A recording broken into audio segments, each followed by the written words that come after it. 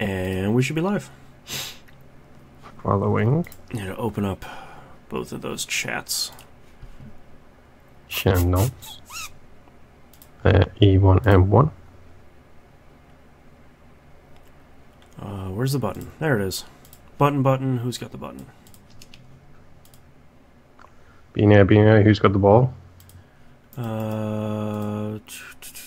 Pop out. Let's get rid of that. Should be live in both places.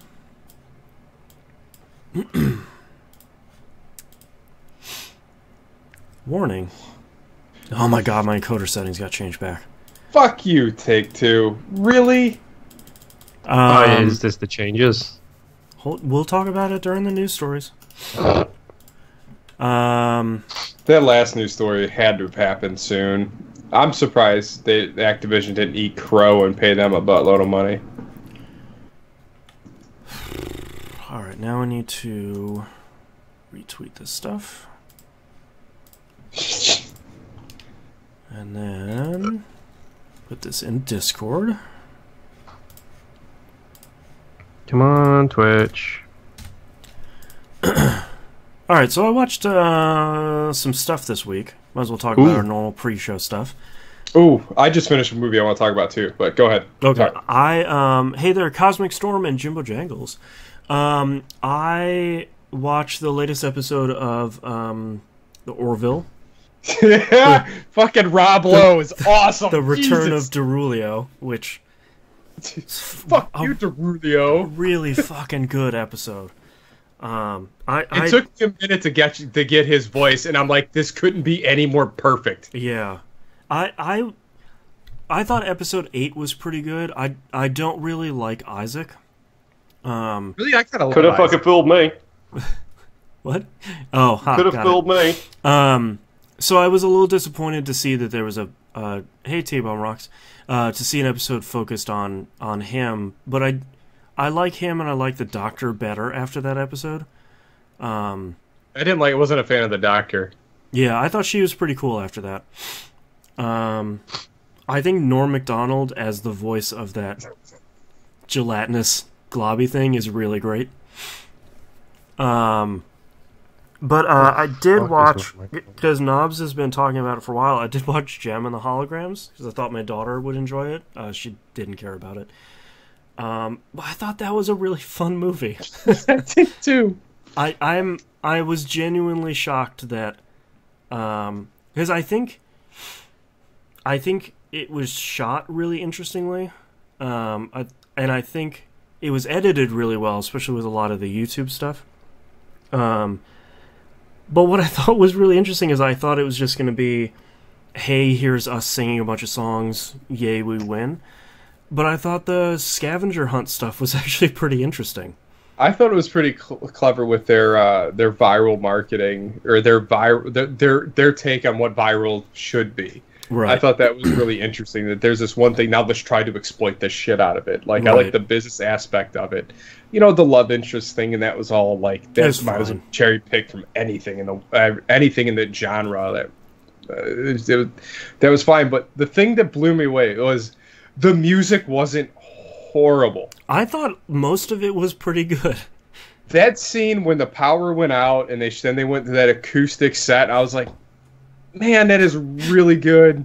I liked that, and I liked her solo performance, the one where she looked a little bit like Lady Gaga, and I was like, this is a pretty good song. I like this. I was genuinely surprised at how much I enjoyed the movie. And seeing Molly Ringwald and, who's the, Juliette Lewis. Juliette Lewis, yeah. In this movie was both sort of like, oh, hey, it's Molly Ringwald. Oh, hey, it's her. Hey, Coach Jamal. The other movie I watched was Cars 3. Oh, wow. How bad was it? It was really good. Oh, come on, don't say that. I hate Cars 2. I think that's a terrible garbage movie. Because Cars 2 is a terrible garbage movie. Cars 1 is a Pixar classic. Cars 2 is hot garbage. I don't like Cars 1. I really do. My problem is...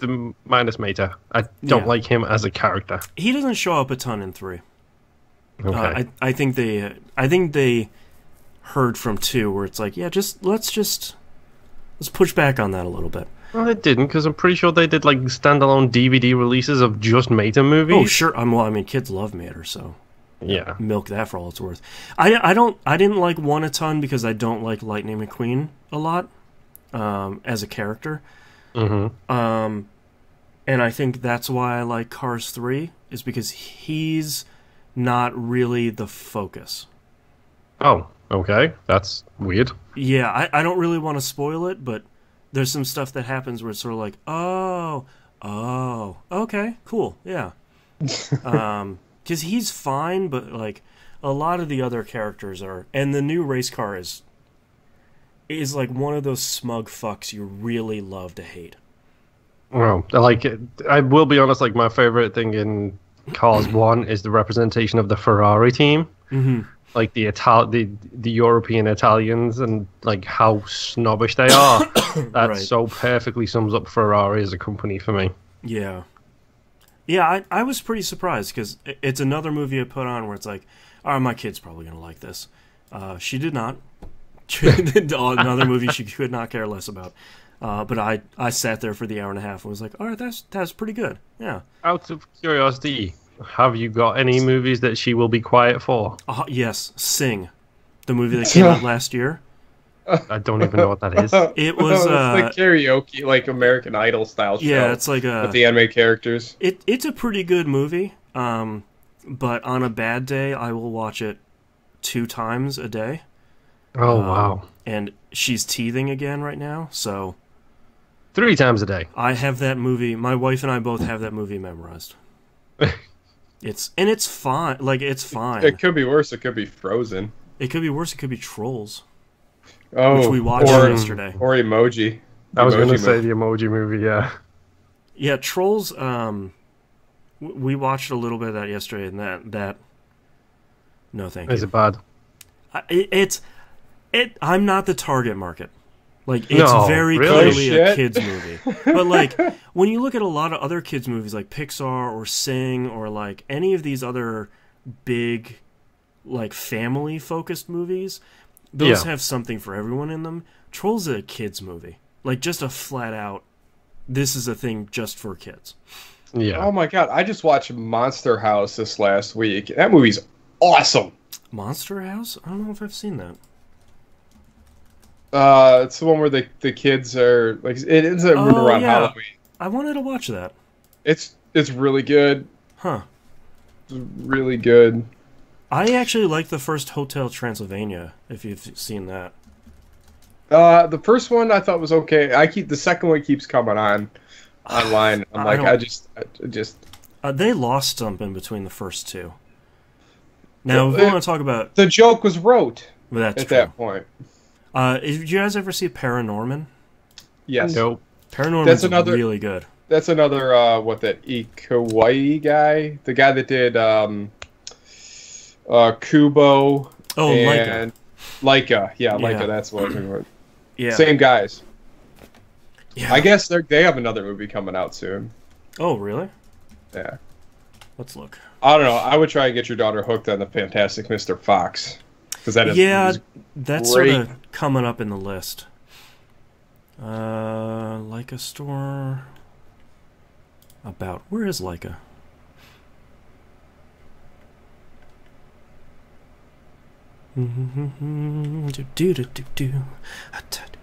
Paranorman, like Coraline and Kubo, I think the 3 ones that I've seen. Yeah. Box Trolls is another one of theirs. Yeah. Which is supposed to be good. Yeah, Box Trolls, Kubo, Paranorman, Coraline. Yeah, that seems to be all the movies they have right now. Let's see here. Hey, they're looking for a senior systems admin in Hillsboro, Oregon. Time to move. I was just about to say, it looks like Boston's going to be moving Can I do this job? That is some fresh air. Yeah. Fresh air and slow internet. I know none of the technologies they use. Willing to learn. They use Isilon, Arista, Zimbra, Asterisk, Rabbit MQ, ZFS, InfluxDB, PostgreSQL, and CF Engine. I know 0 of those. That's all German to me. Like we're in the same boat. Yeah. So I'm guessing neither one of you guys watched Thor this week? No. How was it? No. It's awesome. He's been saying that for 2 weeks now. Oh, I thought it came out this... No, we talked about it last week. Yeah. Yeah. Okay. No, Oh, hey, Mixer. Yeah, I'm already on it. Yep. Mixer does not have a great dashboard for me, so I have to bring up our channel and mute ourselves to then...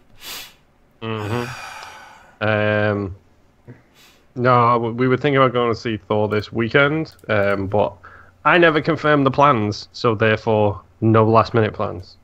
Oh. I don't know, Thor just looks... All those movies just look fun. I like going for the ride. It's a good ride, and it's... it was funny. So when they started doing the whole Marvel Universe thing, and like one of the things, like, oh well, that's something you're never going to see. I never thought I was going to see a big screen representation of Surtur and have it look amazing. Oh yeah, that's the big fire dude. Is it similar to Ego? You get a permanent band, brother. Goodbye. Ego wasn't as surprised. Like Ego was something I never thought I'd see either. Like that they were even going to pull that off, even though we only saw Ego the Living Planet. Yeah. I didn't think they were going to go there with the face and the planet, which I'm happy they did. That's awesome. It's also my favorite Monster Magnet song.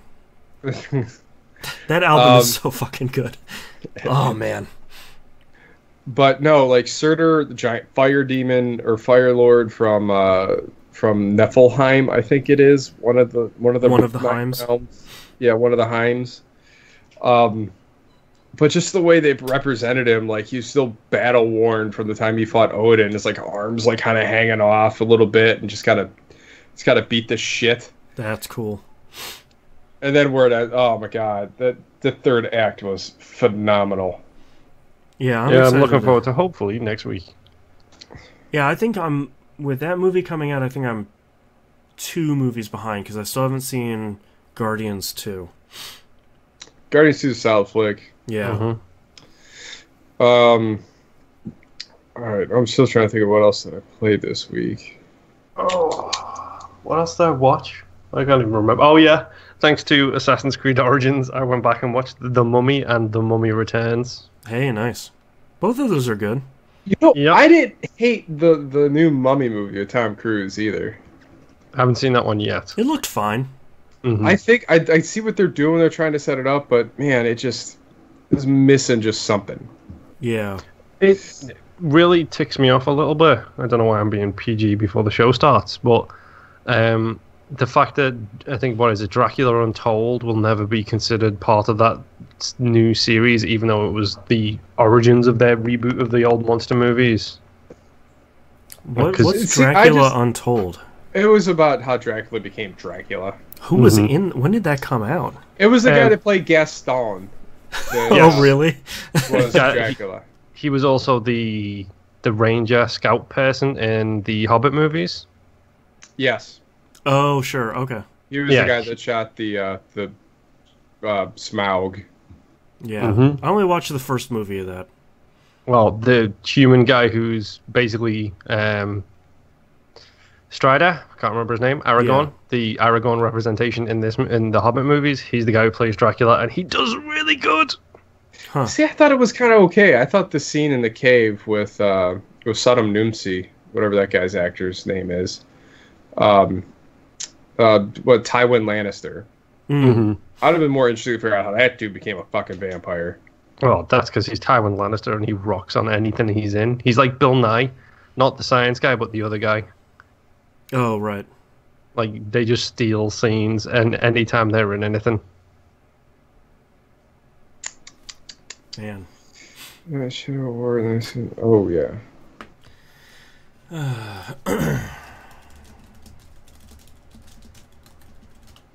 Bloop, bloop, bloop, bloop. Okay. I don't think I watched anything else. Oh, so anyway, so the movie I was wrapping up when you guys started talking. All right, so I kind of picked this one up on a whim. The movie's called Big Sick. Oh, I've been meaning to watch that. That looks so good. With the guy that plays Dinesh from Silicon Valley. Fuck, that movie's heavy. God. Yeah. So much of that movie, outside of having a girlfriend in a coma, spoiler. No, that's the whole movie. Like, that's the whole point. Outside, it was like it was like a really good version of While You Were Sleeping. Right. With I think who's in that movie? While You Were Sleeping, Sandra Bullock and Bill Pullman. I think. I think it was Bill Pullman. Yeah. Yeah. Yeah, it's a really good version of that movie. Definitely focuses a lot on cultural differences and biases and stuff. And oh man, what's her name? Oh, the mom in the movie. And Ray Romano was great as the bumbling dad. Oh wow. I think he has that character on lock. Yeah. He could always be that guy that's, with the dad jokes and trying to be serious and trying to like add levity and just crashing and burning all the time. Yeah. But the person that played the mom, God, I can't remember her name. She was the mom in Raising Arizona. She was one of the senators in Batman vs Superman. Holly Hunter? Holly Hunter. Yeah. Is awesome. She's always good. There's a scene in the Comedy Club, might be one of my favorite scenes I've seen in a long time. Well, I like that that's actually the story of how he and his wife... Like, that's his real story, him and his wife. You know what? That's an amazing story. Yeah. I'm happy that's something that's been shared with the pantheon of movies. It's awesome. But man, that scene where he's getting heckled at one of the shows, it says, "Why don't you get back to ISIS?" And then she just starts giving the frat boy shit in the middle of the set is one of the best scenes in a long time. That's awesome. Just calls him up. It's like, so what? That makes no sense. What do you want? ISIS to have more people? Like, it's a good line. Oh, that's good. But yeah, that was really good. Let me see. I've been rewatching Justified again. That show's still awesome. Yeah. Oh, fucking the Bamfcast's Patronus with Doctor Who U. Been listening to that, and it's making me want to go back and rewatch all of Doctor Who again. Yeah. I would start Doctor Who over, but maybe skip a bunch of stuff. Yeah. See, that's the thing I like with Justified. It's 6 tight seasons. Like, it's... No bullshit. I feel like that's a hidden gem that people are going to keep discovering over, like, the next 15 years. Oh, yeah. It's a really good, like, it's a modern-day Deadwood, except they can't swear as much. Right. But it's the way that... I think who's the writer of those books with Elmore Jones, I think. Like that, yeah. But man, that dude can write some dialogue. Yeah. I just realised that all three of us are all Timothy Elephant Man crushes as well, aren't we? Well, of course we're alive. Yeah, we're Sylphie, all the fans. Heyo. He's so good. He was even really good in This Is Where I Leave You. Yeah. He was even good in number 4. I Am Number 4 as the caretaker dad character. Mm. I still remember the first time. Oh my god! I remember the first time I saw him. He's so pretty. The first movie I remember seeing him in. It was a drug dealer in Go, where he has where he has that immortal line where he's like, "You're asking me for a favor? You know I give head before I give favors, and I only give head to my friends, and you're neither." Like, he's good. I think the first thing I saw him in was Girl Next Door. Scream for me. Oh, Scream. It was in Scream 2. Mm-hmm. Yeah, I just watched that too. That popped up. I was like, yeah, why not? I'm not gonna lie, like I think his character in Santa Clara Diet is a masterpiece of acting. Yes, I need watched to watch the that first episode. I need to finish that show. Like he plays the trying to be a dad, but still mentally trapped in his 20s surfer dude who loves getting high, but trying to be a responsible adult and trying to deal with a zombie wife. Yeah, and Yeah. towing that razor's edge all the way down. It like he does it so well.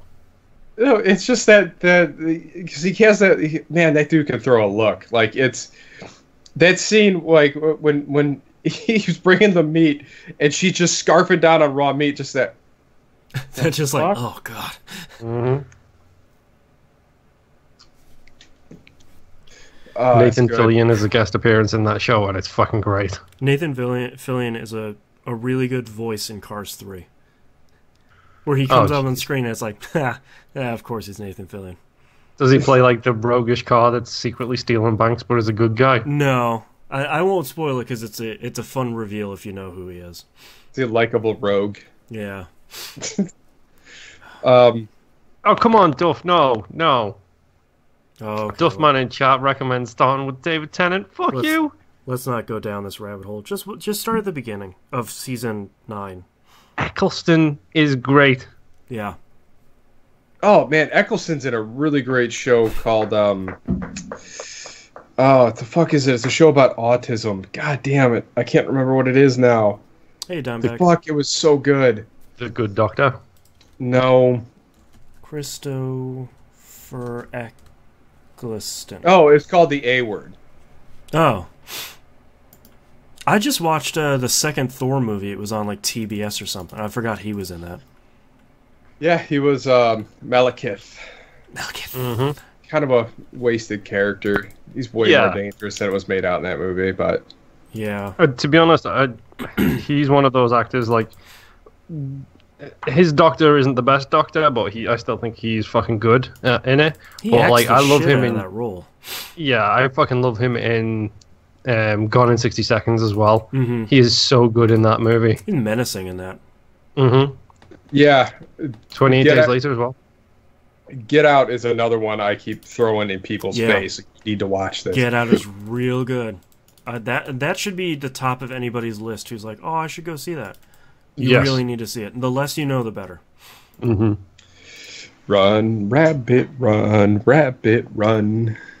Oh, it's so good. Oh. Mm-hmm.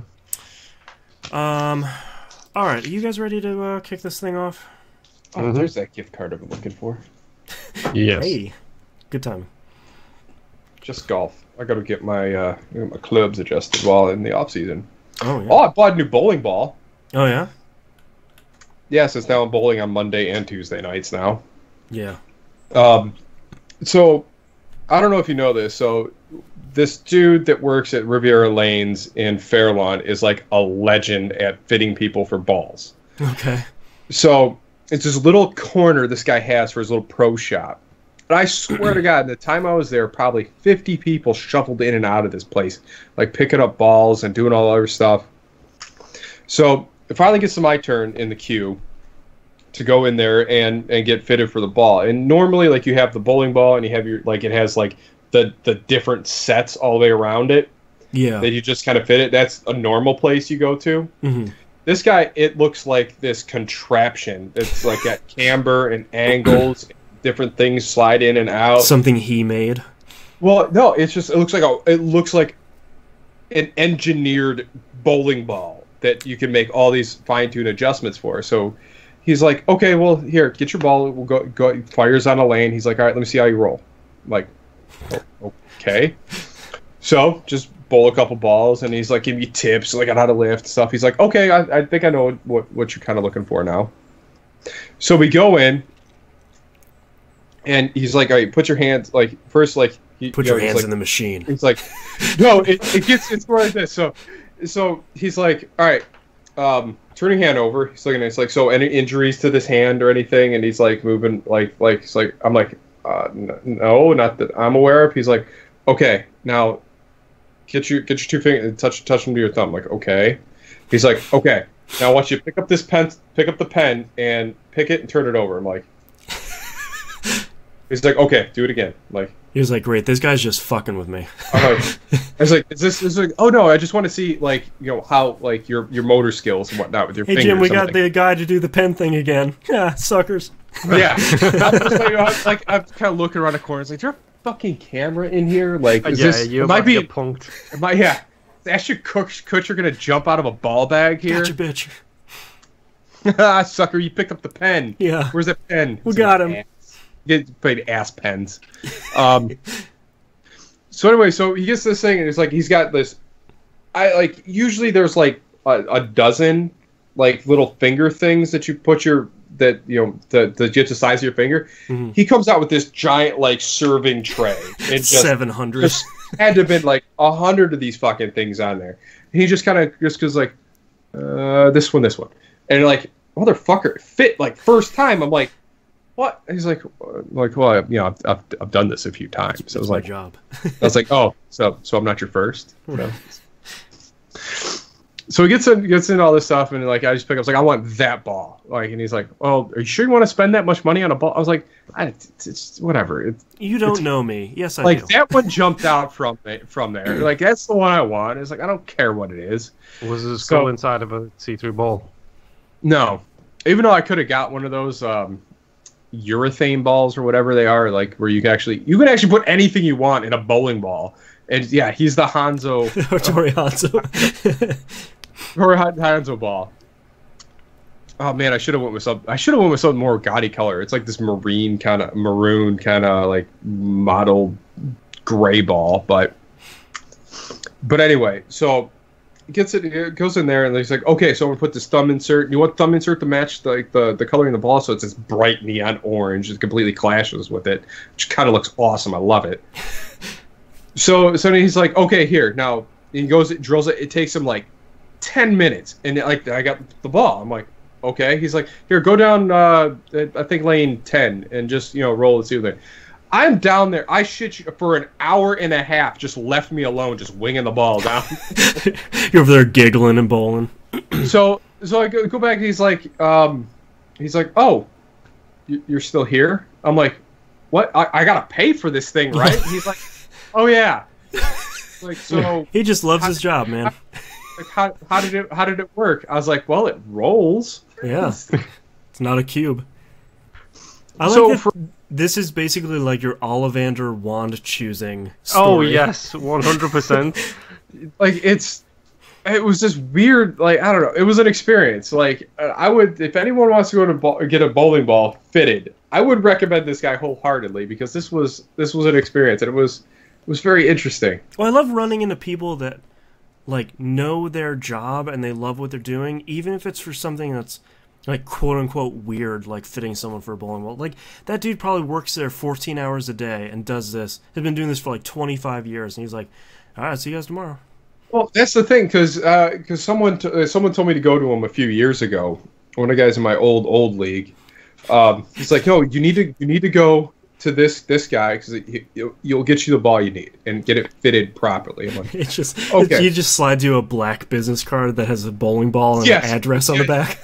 No, and it's in black ink. Yeah, it's just a black ink or black, like it's written on a Sharpie, like on a handwritten business card. Hold it under a dark light or black light. Right. Yeah, the address, you need the ultraviolet light to see the symbol. And it's like just exploding pins. Anyway, so the guy's like, go to this side. Like, this guy's like a legend. He was like, well, why? He's like, well, that's why they have one of the U.S. Open events at Riviera Lanes in Ohio. Like, my Ohio? This OHIO? Yeah. Like, Ohio? Like, okay. So then I finally went there on Friday, and man, it was a painless. He only charges $15 for this service. Like, he just loves his job, man. That's awesome. Like, I'd have thought for sure that was a $50 effort. I'm like, okay, so I know the ball's like $200, and it was okay. So we got it was like $215. I'm like, for me, for mine. That's it. He's like, yeah. Like, oh, and here's a for your old ball. I'm like, okay. Wow. That's cool. It's like a rogues gallery of bowling balls in this place too. Like it's crazy. They got the big white rose, almost like Ernie McCavern from there. They got one that's a big tire wheel. There's one with the skull in it. And there's another one with the Moose Lodge patch. I'm like, you know what? I kind of want this ball, even though I don't not affiliated with the Moose, the loyal fraternity of the Moose. But yeah, I would join it just so I could join their bowling league. Like, hey, check it out. Look at me, like card-carrying member.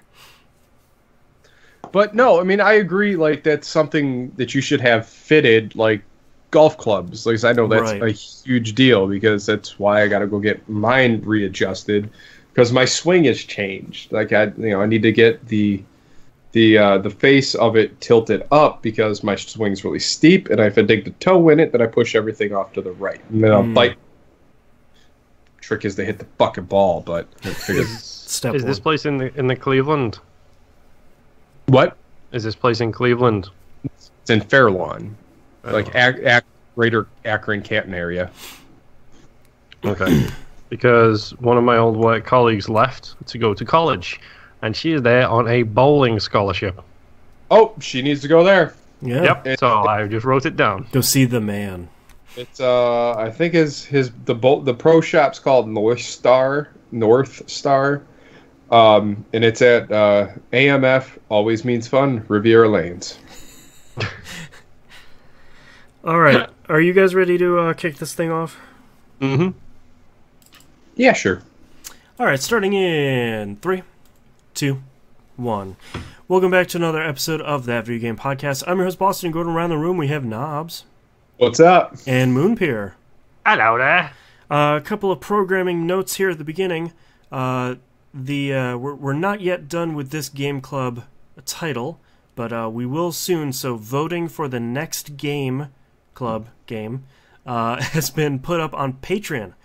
So if you are a patron at any level, basically $1 or more, you can vote for which game we're going to play next. The 3 games are Ziggurat, Inside, and Cosmic Star Heroine. So if you're a patron, go over to patreon.com/E1M1 to vote. If you're not yet a patron, I'm going to be out of town for more than a week, so you have like a week and a half to go join, support the show, and vote. Patreon.com/E1M1. As I just mentioned, I'm out of town for my brother's wedding for basically in like 2 days for a week. So no live stream of this show next week. We will be live to tape. You can check youtube.com/thatvideogamepodcast. And no episode of T-Bomb R next week. We're just going to take a week off. It relies very heavily on daily runs, and I won't be doing them. So, and I won't be here. So, we will, episode 526 will be out as normal, and the video will be up at the same time. So, check it out next week. But enough of that boring crap. Enough of this dumb shows. Knobs, what have you been playing this past week?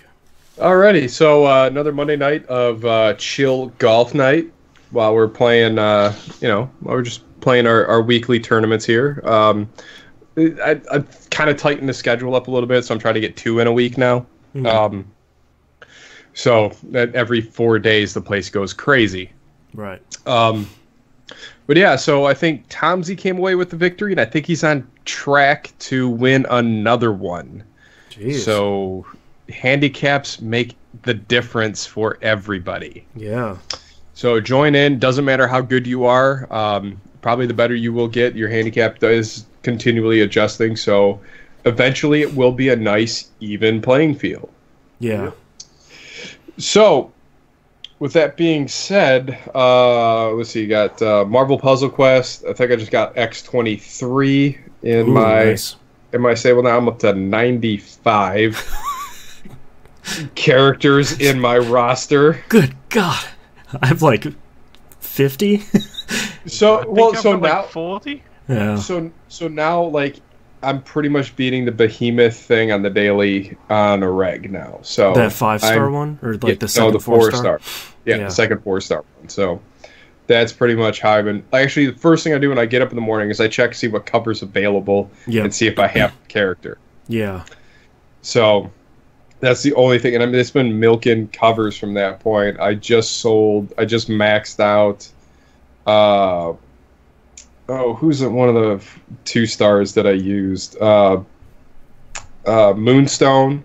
Maxed her out, sold it because I needed the ISO. Right. And right now I got Dakin maxed out, so I'm about to sell him and start his run back over again. Yeah. And I think there was I think Captain America I maxed out. No, Thor. I maxed out the Thor, and I sold him too. I have like 2 more levels on my Thor. I just maxed out Storm, so I think those will be like my 5th 2 stars I've maxed out. Right. So I'm just keeping the character slots open for them just to re-up all that stuff. Just keep getting ISO and covers because I hate wasting covers. Because right now I have 1 3-star Human Torch that's just sitting there because I can't bring myself to sell it, but I have 5 of that color already. And I'm like, man, I know I'm not going to get enough covers to get him to max level or enough ISO to get his 3-star card or 3-star cover up. So, yeah. But I did champ probably 4 3 stars this last week. Wow. Oh, come on. I'm still recruiting a bunch of 3 stars. Like I'm not even close. Yeah, I think I have 3 3-star characters. Yeah. Well, I think I have at least 5 champed at this point right now. Nice. And I'm getting a lot more 4-star covers. I'm really close to champing the Vulture. 4-star cover. Of all things, wow. jeez. Yeah. That covers a tank, but I rarely have an opportunity to use it much anymore because I got my 3 5-stars, which I don't even use my Star-Lord 5-star anymore because it's literally Dr. Octopus is 285, and he's just all his matches hit so hard. Yeah, yeah, especially like just basic matches hit 500-600 a hit, and like that's huge. Yeah, man. So Marvel Puzzle Quest is so great. Playing a lot of that. Also I picked up Golf Clash again for a little bit here. I'm sorry in advance. That's a good game. Mm-hmm. It is a good game, but man, some of those people in that game are way too good. Yeah. Oh yeah. I've had 3 where these guys are sinking their 3rd shot from like 160 yards out. Like Jesus. One dude holed out in 2 on me from 230 yards. Whoa. Like I'm like, man, I can't do this. Yeah. Yeah. It's been brutal, but I've been doing that. So I had my Xbox One X unboxing today, or not today, but this last week. Congratulations. That thing's pretty good. Yeah. Yep. That thing is quiet. It's small. And it is so heavy. Yeah. It is. So That's what I've heard. It's very small and very heavy. Yeah, I would not be concerned about that thing blowing away anytime soon. No. Right. In fact, to be honest, if there's a tornado, probably hold that would be the first thing to keep you in the same place. Yeah. Just grab onto that thing. You grab your floor anchor and you're good. Yeah. Yeah. So man, that thing is slick looking. Mm-hmm. Like it is.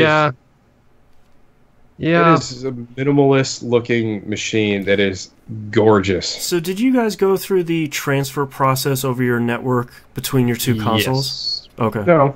Yes, I did. How'd that transfer process go, Moon? Seems like it's just you just wait for it to do its thing and it works. Well, okay, so really quick, just on the aesthetics of it, I just want to mention it's made. I don't know what it's plastic. I don't know what the hell they've done to the plastic, but if you touch it, it will basically erase your fingerprints from it, which is it's a matte finish, right? Yes. Yeah. Yes. But it's some weird texture / material that it's just so cool the way it's finished. What's also weird is it almost has like an opaque quality to it, because I noticed when the light was catching the infrared sensor, it kind of like spread out in the face. I'm like, that is what is going on here? It's so pretty. Like, I guess it feels like a quality item that you just bought. It doesn't feel like granted the first Xbox One, like that shroud was just so huge and heavy, but the outside of it felt like flimsy. It did, yeah. But the interior of it was so solid. I know because I took one apart. So like this one, it it doesn't feel like there is any moving parts in it whatsoever. Yeah. No. It feels like a solid brick of like dark matter is how it feels. Yeah. It's dense. But yeah, the transfer process, like I did some research on it a couple of weeks ago when I started debating whether or not I was going to get one. So I automatically, before I'd even got the thing, I'd already turned on the 4K update option to pre-download anything like that. And the majority of the games I have installed were on an external hard drive. So literally, it came out of the box, I unplugged my external and plugged it in, and it ran fine. Yeah, Games already had the 4K stuff installed. And it uses all the cables from the S, too. So like if you have an Xbox One S, you just remove that, put the X in, and just plug it all in, and like 5 minutes later, you're up and running. Yep, and the 500 gig of games I had installed on my OG Xbox One, I turned on the option to do it, and it runs anywhere between 300 megabytes a second to 500 megabytes a second. Nice. Transferring it directly over your router. You don't have to plug them into each other, it just uses the router as a feed through. Yeah, it just uses your local network. And as long as they're both turned on, it will do it. I don't know if it kills the bandwidth speed, because I didn't want to take that chance while my wife was playing multiplayer games. So I had it run over the course of like a day while I was doing chores, and then like overnight last night to get the last of it done and dusted. That's not bad. It was seamless, it was smooth. You literally turn on that check mark option in the X and in the One, and then it just recognizes it, gives you basically a list of everything installed and says what you want to copy. That's cool.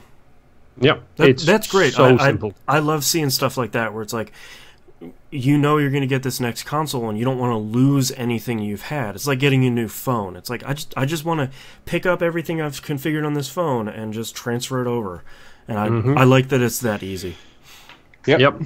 It was shocking how easy it was to get it all set up. Very little experimentation with it yet, but I was surprised about how easy it was. Yeah. Mine was delayed by numerous days. I got it on Friday, but Saturday and today were busy days, so very little time to actually play much on it yet. Well, Tuesday I actually had one of my coworkers sit here at the house waiting for the delivery. Yeah. You don't want that thing's expensive. You don't want to sit on your porch. No, that wasn't the only reason, because I ordered a 4K projector along with it that came on the same day. Right. So first things first, I started watching a couple movies and whatnot.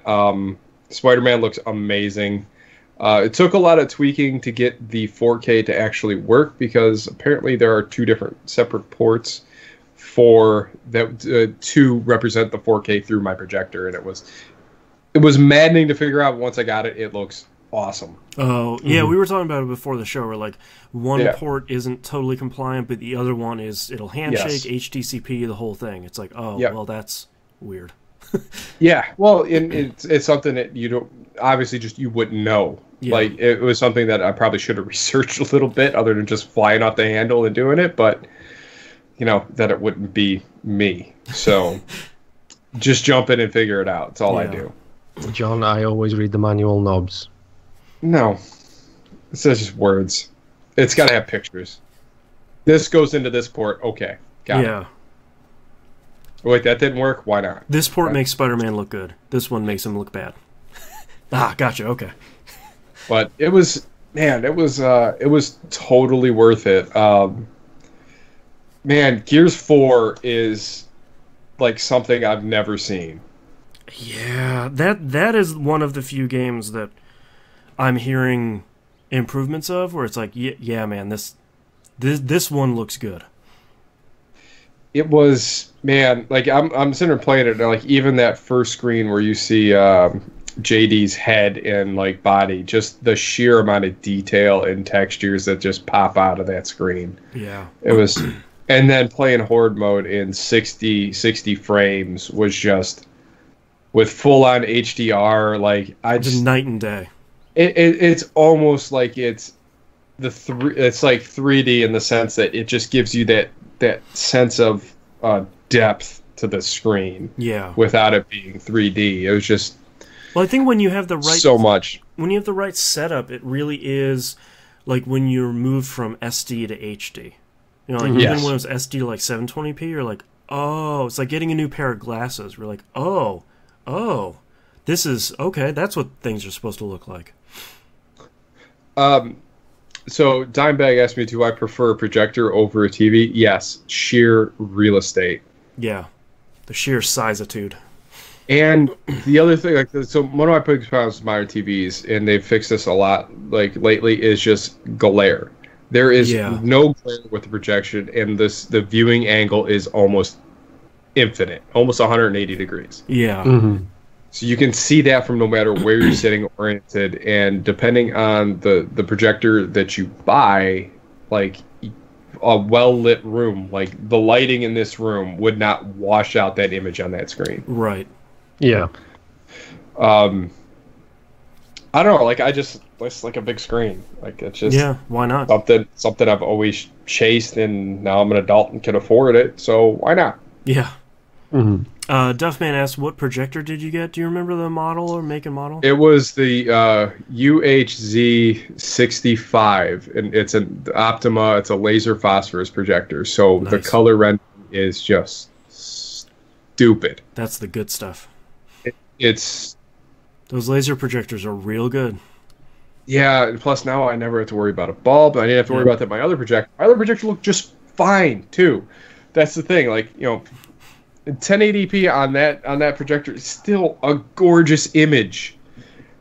But I need 4K. A new shiny. I needed a new shiny in 4K, and I'm buying something that can produce that image. So that didn't really seem to be splitting hairs. So it's the sort of thing, like, all of us play so much stuff and watch so much TV and movies that it's an investment that makes sense. It's not going to be like, I don't know, I watch like an hour of TV a day. It's like, no, I spend a lot of time with this thing. Well, and that's the thing. Like I bought that Optima HD 91 Plus, which I recommend anyone, if you're interested in buying a projector, that would be an amazing purchase for anyone. Yeah.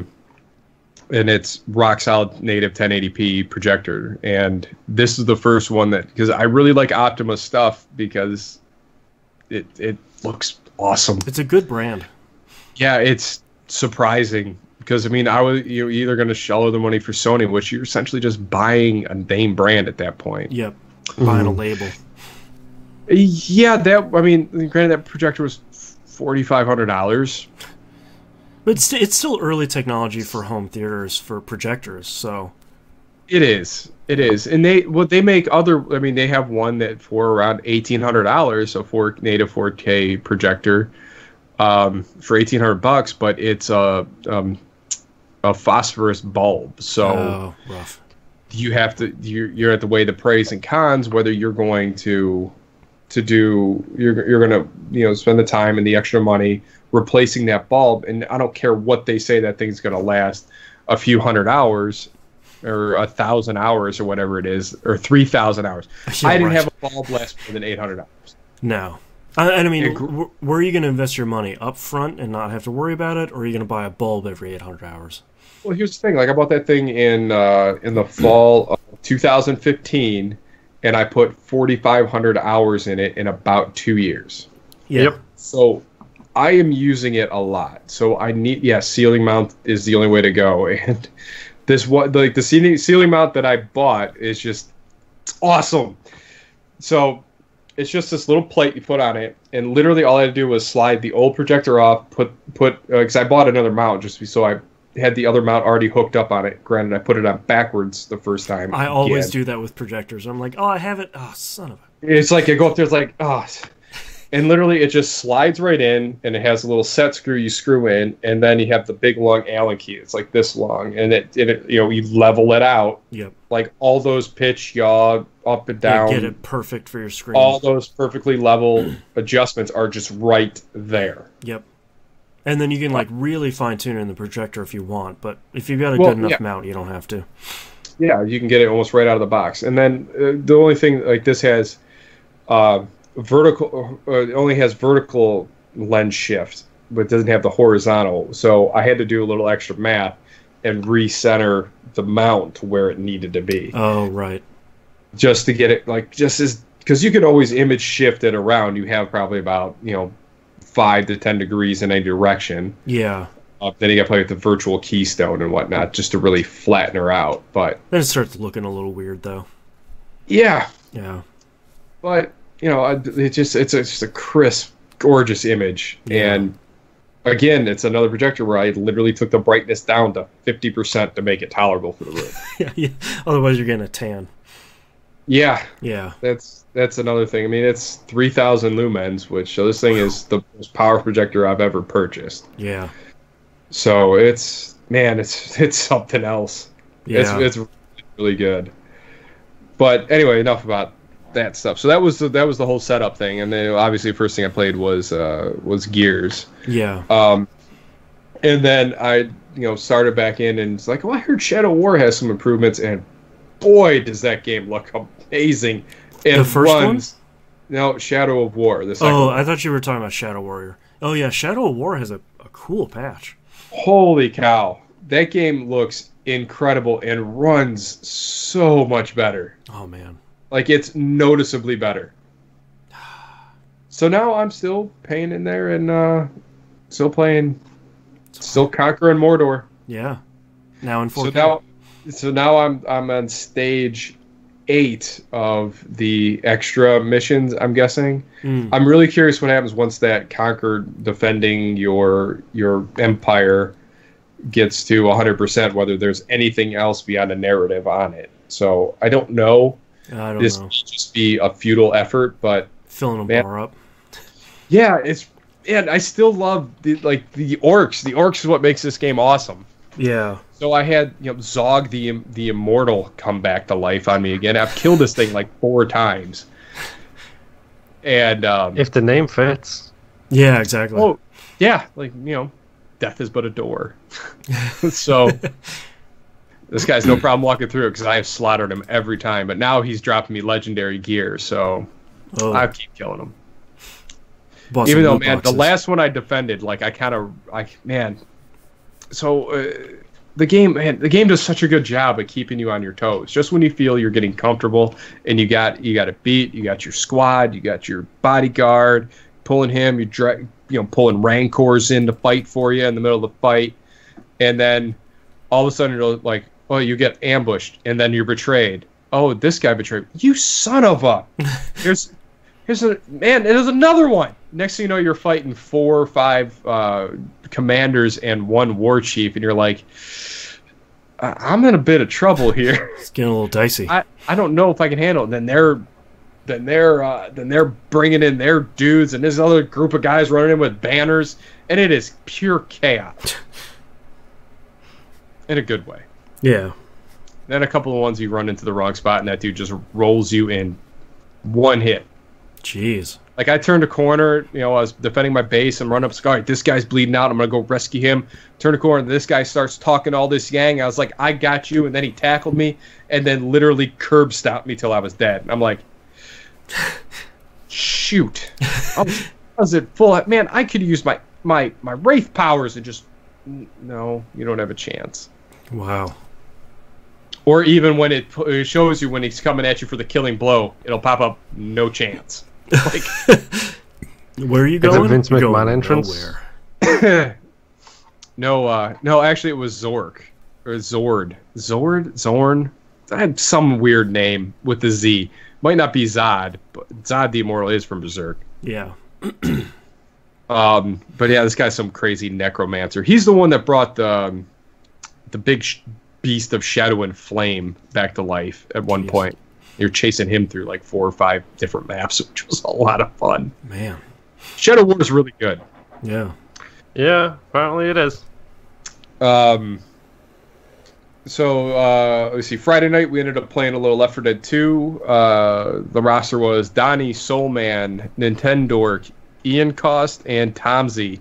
Ooh. And myself played a round of Coldstream, and apparently most of them didn't remember exactly what that map was. Oh, yeah. So I saw Breaking the Clouds, and I went for it, and that got us to the point where we were so spread out that they could literally spawn nowhere. Oh, jeez. To save us. I kept the train door open, and I was just artillery firing the whole way while they're covering them. We got 3 into the safe room. That was the decision for the spread for the win. Nice. Game's still got it at times. It's still good. Yeah, it actually caught Scott sleeping, and Moon, I don't know if you remember that map. I think it's the second one where you run down the hill and there's that big barn. Mm-hmm. Scott made the mistake of going up in the attic in that barn. You fool! Oh, wow. And I smoked him from upstairs and just pinned him, and no one knew how to get up to save him. Oh, man. Come on, people. Shoot through the floor. And no one went around the barn to get me on the outside of the barn. So man, I'm just kind of giggled in a corner, just choking Scott out. Those are my second. That's my second favorite way to kill people with a smoker. My first one is where you can drag them off something and they dangle. It's like, oh man, I got you. Yeah, there's the pinata. You're screwed. So then the last game I want to talk about this week is I played a lot more Wolfenstein 2 before my Xbox One X came, and I just finished reinstalling it, so I can't wait to see how great that game looks now. Yeah, I think that is one of the full 4K HDR games as well. Oh, yeah. I can't imagine that game looking any better than it does, but I'm excited to find out. Yeah. Yep. So let me set the stage. So I ended up taking a hidden tunnel through the All-American Diner in, what was it in Missouri? It was in Arizona or something. So let's just set that out. So my mission is to go through a secret tunnel, hop on a train, not just a train, a rocket train. Naturally. To Area 52, and I cannot wait to get there. Amazing. Yep. Not Area 51, Area 52, because apparently America's got a whole bunch of areas where they hide a whole bunch of stuff in this universe. And that shotgun, wow. Oh, we got the shotgun at last. That shotgun is... It's a real killer. Oh yeah, it's almost like a revolver shotgun, but it's semi-automatic. Oh jeez. So the barrel just spins like a Gatling gun. Whew. And dual wielding that thing is just mopping the floor with death. Man. So first thing I did was upgrade the... because all the guns have upgrades too, by the way. So I upgraded the chamber, so now instead of it holding 20 rounds, it holds 60. So it's literally paint the walls. Just go in and hold down the fire button. Oh yeah, you'll peel through some shells, but yeah, it actually got to the point where I had to. I was in that one area where I was stuck last time, and the last episode was I had to defend the elevator from the Nazi forces coming into the Empire State Building, and I literally had to play that until I could John Wick the thing. It was just literally headshot, headshot, headshot, move to this position, headshot, headshot, headshot, headshot. All right, here's a couple dudes, grenade, grenade, grenade. Just got it on lock. Laser gun, the big dude, done. Moving on. Man. But yeah, just like, so even, I mean, I love this game so much because it plays to how ridiculous this world is. Because as soon as I got through that tunnel into the train depot area, and he's like, the same thing, I was like, huh, so they got rocket trains now? I'm like, oh, yeah. Yeah, good question. Let's hop on this thing and see how this goes. And that train battle's crazy. And I haven't survived it yet. Jeez. So I think I'm going to put the bib in my mouth and finish and plow through the rest of that game because that game is hard. Yeah. Yep. It is a take no prisoners kind of shooter. Yeah. Oh. That's what I hear from everyone who's playing it. It's just hard. Yeah. Yeah. It is. I mean, it literally was. Like, and I mean, they might think I'm making that up with the whole John Wick thing. Like, it was literally, if I missed a shot, I was dead. Yeah. And I was literally just peeling them off left and right. I should have streamed that because that was impressive. Yeah. How that ended up being. I actually felt like a legitimate badass in that section. But that's a great game. I really think everyone should play that whole set of Wolfenstein games because they are something special.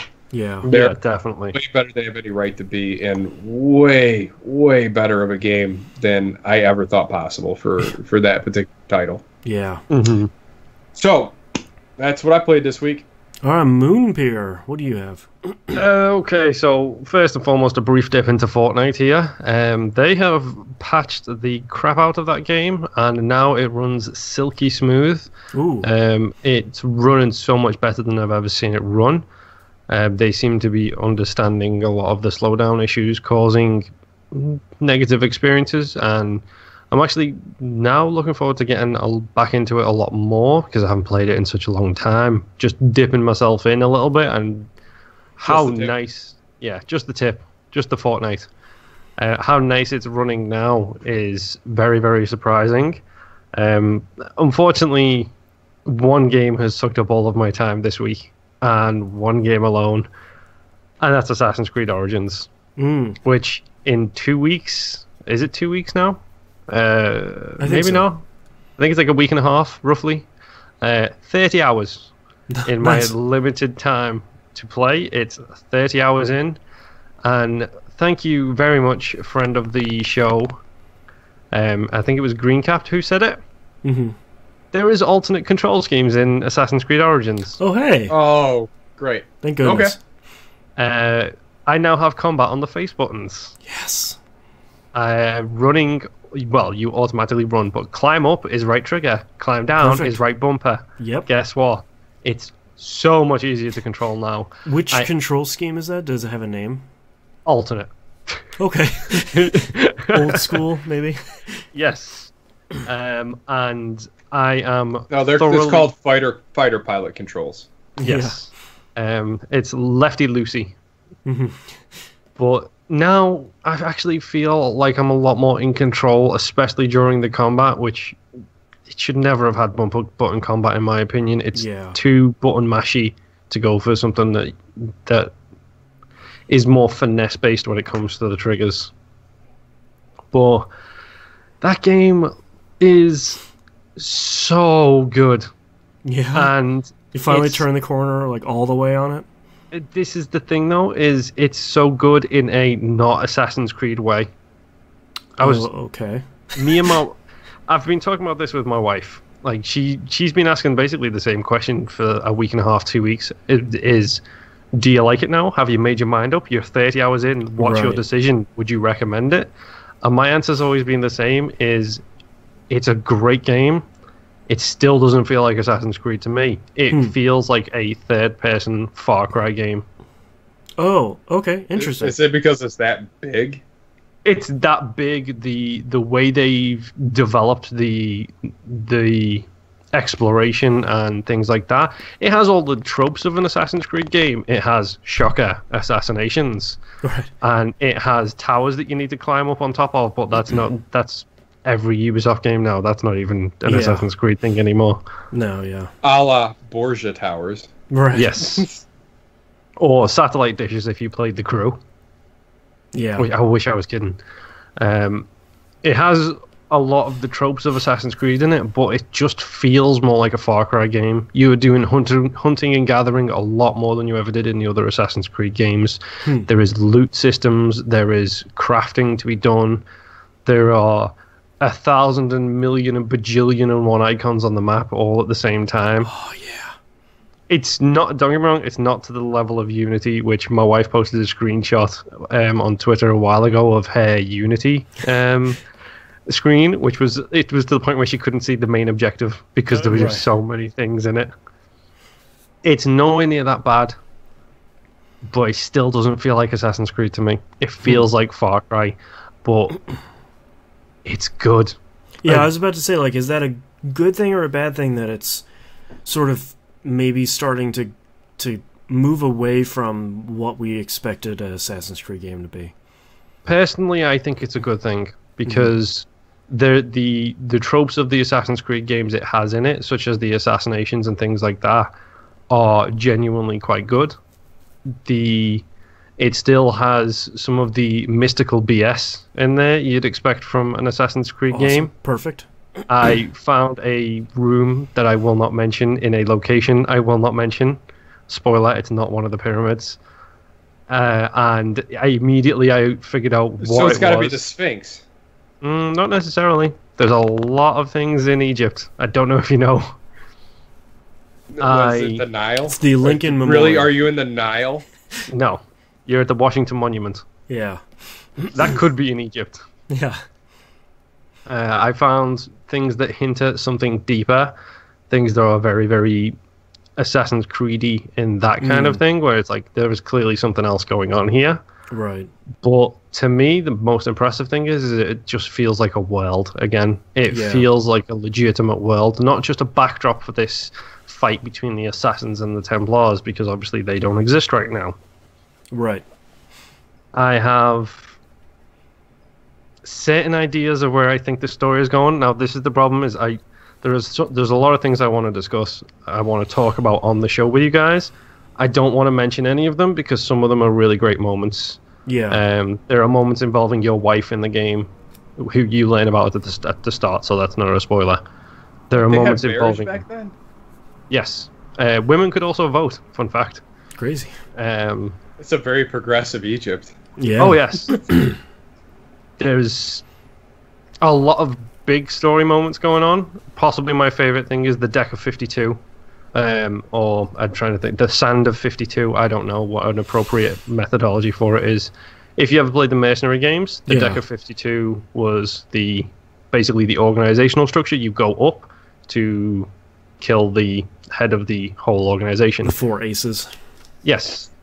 There is very much this kind of mechanic going on in this game as well, where so far the bottom row was 5, the next row is 4. I'm on the 4th of 4. Wait, so it's like the first dirt game. Yes. Alright, so bicycle existed back then? Bicycle cards? Yes, they did. And then what you do is you put them on your legs, and when you run, it goes... It makes it sound like you're a motorbike. There you go. But there is a lot I'm loving, a whole lot I'm loving about this game. A lot I want to talk about, a lot I want to mention, but I refuse to because I know Boston was a big fan of the Assassin's Creed games. Mm-hmm. I know Nobbs was a big fan of Syndicate. And AC2 and Brotherhood, the other ones I really care about. The good ones. Mm-hmm. What Moon? How do you have a sense for how far you are through the story? Like, does it have the traditional sequence listing? No. Okay. Nope, there is 0 sequence listing. At this point, I can choose to come out of the Animus, which again is something I'm not going to spoil because that is actually really interesting too. Nice. I like any modern day stuff. Yes, there is a very large section of modern day stuff here, including a laptop which will take you 60 hours to probably just read everything on that. Yeah. Mm-hmm. Gimme. So far, my guess would be I'm probably about halfway through. And that is based solely on the Sand of 52 system, because it looks like I'm about halfway up the screen. Okay. With taking people out of this order. But when I zoom out on the map, I've probably uncovered about 25% of the map. Wow. So that's partially my own fault, because I have the itch to do every single side quest. Mm-hmm. Which I'm probably going to stop really soon because it's going to kill me if I try and do them all. I'm just going to end up hating this game. So I know I need to, after a while, just focus on the main quest and do it. But at the same time, there's something so much fun about figuring out why all the crocodiles are outside the temple going crazy and attacking people. Because they're crocodiles. Yes, there are crocodiles who have been lured there by a whole bunch of human soup, shall we say. Oh. Yikes. Yeah, I mean, we've seen Indiana Jones. You don't go on a rope bridge. Yeah, exactly. There was one moment... There was one moment in particular which involved an experience which was... let's just say you trip balls in this game. Nice. And it's an amazing sequence. I cannot say anything more about it. And which was the other game that did that? Was that Syndicate? Where you the took drug that, trip? Yeah, where you took that... I think you take something when you become an assassin? Or is that Black Flag? One of them where you're like... The floor is falling away and everything has trails on it. That might have been Black Flag because I don't remember it and I haven't played Far Cry 3. Far Cry 3. Yeah, Far Cry 3. This is a different Ubisoft drug trip. I'll Google it. But no, I'm genuinely loving the game. And then I got an Xbox One X. That would be great. So you're tripping, you're trying to be an assassin, all of a sudden you're Steven Dorff. Oh yeah. Like, if they played whatever that guy's name is, it would be fantastic. I don't know music. Whatever he is, everybody loves him. Bono. No, the guy from Far Cry 3. He did that piece of music for the... Oh, I don't remember. Deadmau5, whatever. So, I got the X, as we discussed earlier. The game was beautiful before. Now it's mind-boggling. Like, genuinely shocking how much further the draw distance is, how much more detail is in it. The heat waves that radiate up from buildings in the distance. It's so pretty. Jeez. Because it's a huge open world. The amount of detail that they already had in the water, for example, and now it's in 4K and the HDR aspect of it. It's amazing. I hate the underwater controls. I think the underwater controls are the biggest pile of garbage I've ever played since the combat in the original control scheme. Are they reverse controls? No, it's literally crouch to swim down, jump to swim up. It's that kind of stupidness. Yikes. But now I want to spend all of my time underwater because they have god rays coming through the surface of the water and the rippling surface of the Nile when you're swimming in it with boats going over is incredible. So I'm looking forward to playing another 60 hours of this game over the next 2 weeks. Man. Oh no, Moon is just going to play Assassin's Creed. 2017 Game of the Year, Assassin's Creed Origins, just getting its prey. That's all I've been playing. What have you been playing, Boston? I'm playing, looking at the Assassin's Creed wiki here. Assassin's Creed Unity is the game I'm thinking of with the drug trip, where he gets inducted to the Order and he has that hallucination. Oh, yeah, the smoke on the pyre in the middle of the Notre Dame church. Yes. Yeah. I got that far in Unity. That was not far enough. That was about it. I have only been playing one game this week, and that's Chaos Child. That game has really gone places. Yes, we talked about this last week while Nobs was hiding in the basement. You were a bit down on it, and then it hit a moment that changed your mind. Yeah, so last week I was talking about, I'll give it 5 more minutes, and then in that 5 minutes it did a lot. I've played probably 4 or 5 more hours since then. And in maybe my first 5 or so hours, maybe 10, there's no in-game timer, I got through like the first 3 chapters. I'm now in chapter 8. Okay, so you've played a lot. No, it just got out of its own way and like started getting along with the story. Which I had a feeling that I could explain some of the weird stuff that was happening with some of the murders. I was wrong in a way that makes me really happy with the storyline. It has gone some really crazy places and then gone past that into just full-on crazy town. Not gonna lie, that's my favorite type of storytelling, when it goes crazy and then it's like, it can't get crazier than this. Yes, it can. Let's take 5 minutes later, way crazier.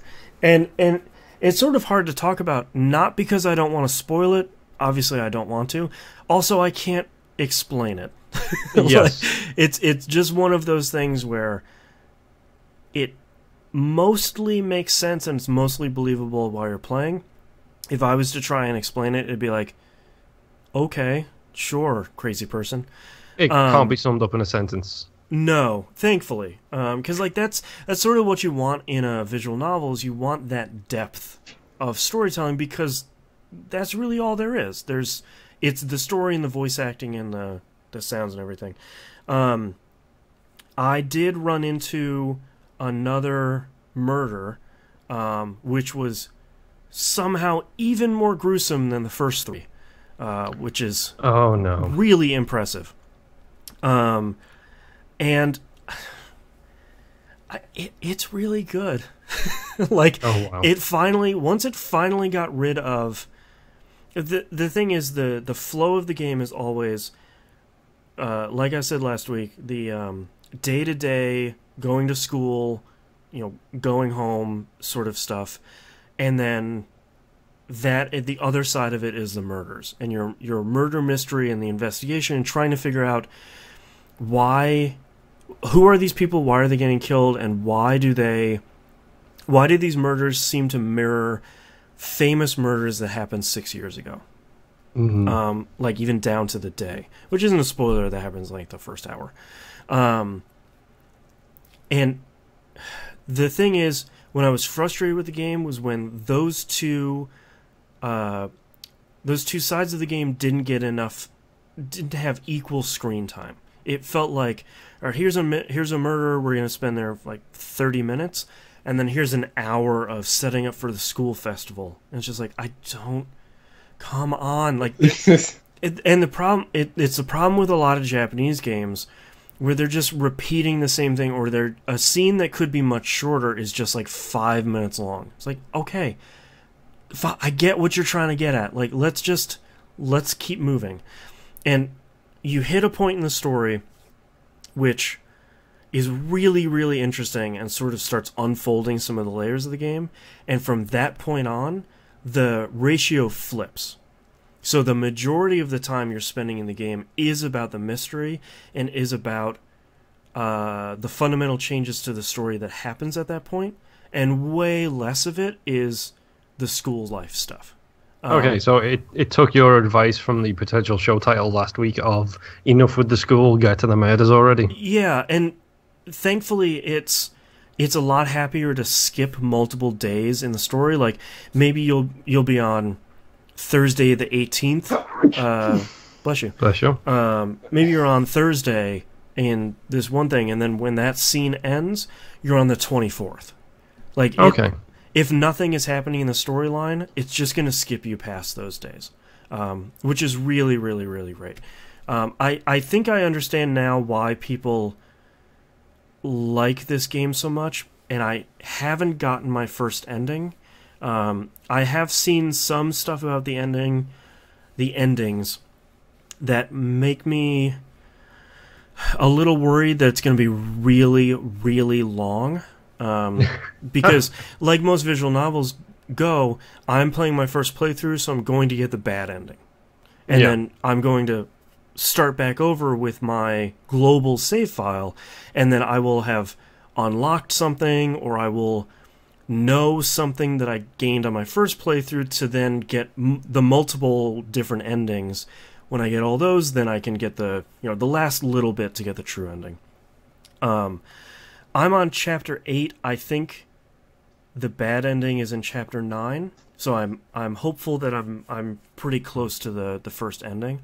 But so far so good. Once I got past, it's like the Final Fantasy 13 problem, where it's like, oh, you have to play 40 hours until it gets good. It's like, well, okay, that sucks. And it's like, Chaos Child, I had to play through 4 chapters to get to the point where it's like, oh, now it's getting good.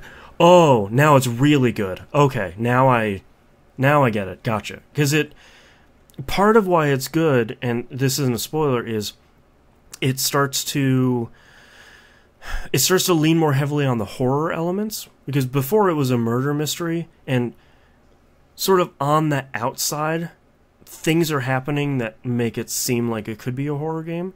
And then at one point, a switch flips, and it's like, all right, now we're going to be super creepy and a little bit scary, which is pretty cool, especially for a visual novel. So I think I'm sort of in it for the whole ride now that it finally grabbed me. But without finishing it so far, I would hesitate to recommend it to anyone. Because games like 999 or Danganronpa or Steins Gate, or even the Phoenix Wright series, those are all visual novels that get to the point very quickly. Yeah. And I can recommend any of those, especially Phoenix Wright, because you will, the first case in any Phoenix Wright game is like an hour, and you sort of get what that game is all about by the time that one's done. it's a lot harder for me to recommend. You know, Steins Gate takes about 5 hours to start getting to the really good stuff. There's no in-game clock, but I think Chaos Shaw might have gotten to 10 before it got really good. And that, for me, that's... Bless you. Thank you.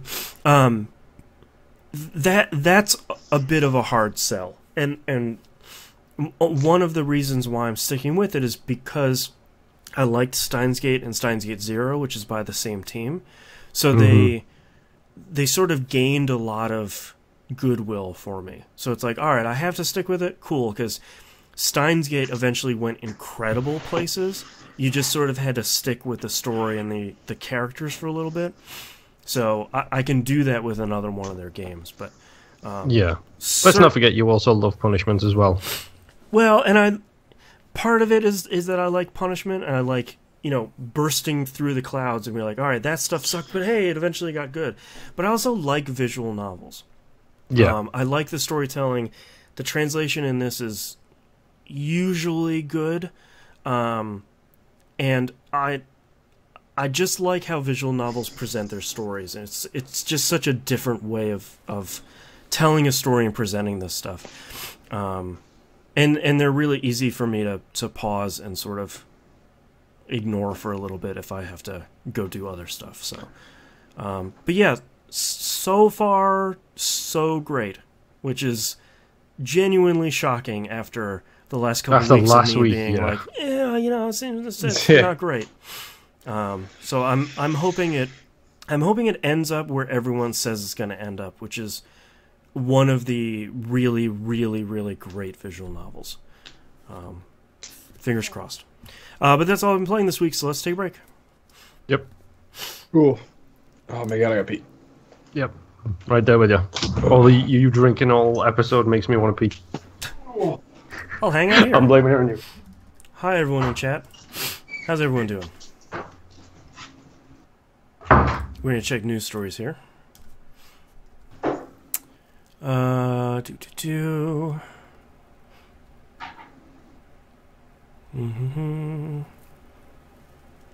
Next game in Neo Aquarium series, Crab Battle, now in development.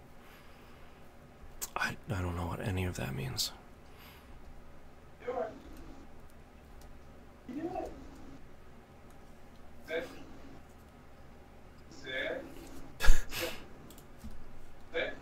Everybody sit.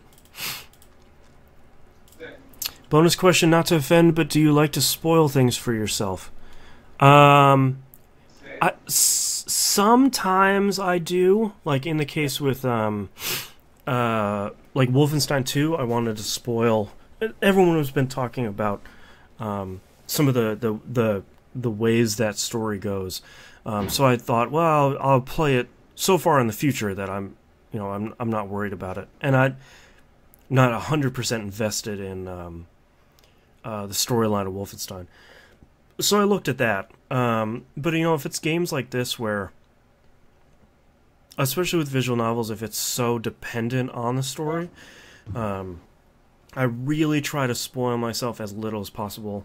But there's going to be stuff that, you look up a walkthrough because you're trying to figure out how far along you are in the game, and, the title of a chapter could be, here's, after this person dies, that sort of thing. But yeah, more often than not, I like to go for the ride. I know it sort of drives my wife crazy every once in a while, where like when we watch movies, I sort of want to go for the ride. I don't want to really think about like, oh, I bet that guy's the killer because he just said this messed up stuff. I'd rather sort of enjoy it. But yeah, plus I like story and so much stuff. Even though video game stories aren't typically very good, I'd rather enjoy it. Unless it's something that I just don't like. I've seen spoilers about the end of Super Mario Galaxy. It's like I don't really care about that. I'm not gonna spoil it here, but I don't really care about storyline stuff there.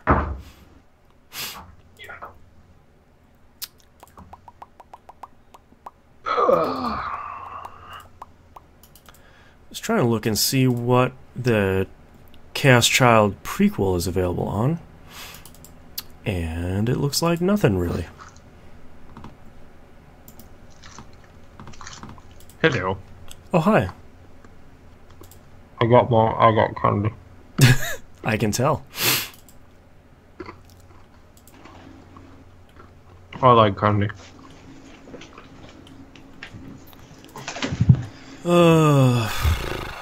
Okay. Let's close all that stuff before I go down a rabbit hole. No new news, anyway. Yes, Boston, because you don't go down rabbit holes at all. Not at all. Yeah, buddy, that's my ball. Oh, did you bring the, I did. the ball of destiny? See, the curse of having the shoe size that I do is that I don't get normal-looking bowling shoes. I get lane shoes. It's the only thing I can get my size. Right.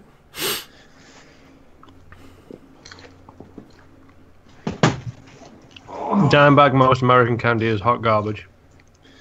Yeah, so... Ooh, nice. Sharp yeah, looking. see what I mean by how bright the lighting is in here. That's cool, though. But it matches, like, the inlay of the... like, the... Oh, cool. Like, that orange is actually in the... whatchamacallit. You still see the guy's pencil marks on the ball. But yeah, nice. That's a cool looking ball. Yeah. Can you palm a basketball, Knobs? Yes, I can. I think I'm probably like a couple, maybe an inch shy. Because I've got very long hands, but...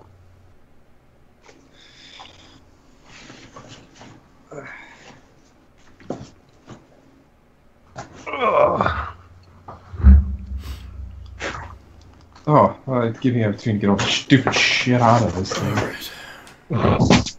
Time for Boston to ping? No, I was just checking to see if my cameras came back up. Alright, so I have Medical Mutual golf balls in my golf bowling bag. Nice. Okay. I have a golf towel from UFO, United Force of Ohio. Uh-huh. I don't know why that's in there. Put that. Broken pen. Oh, what is this? This is a receipt for something. Excuse me. I don't know what that's for. Let's throw that away. Temporary sanction card. I'm debating if that typo by Dimebag was deliberate or not. Where he wants to try a Wonka bar? Yeah, but if he's talking about English candy, then... Yeah, that's a different thing. Yeah. The phrasing there is completely different. That's a bar you do not want to try. No. Oh, yeah. Oh, I got a section card for that one. Another golf ball. Wow. I have a Metro card from when I was in New York. There you go. Piece of cellophane.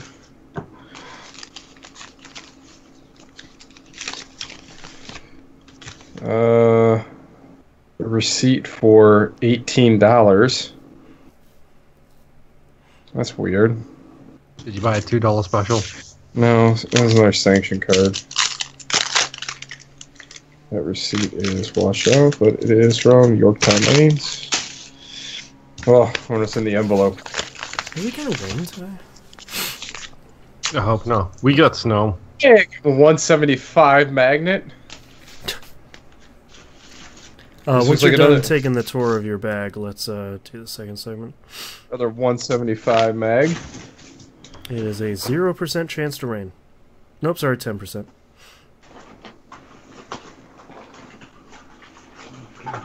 Oh yeah, I found my glove.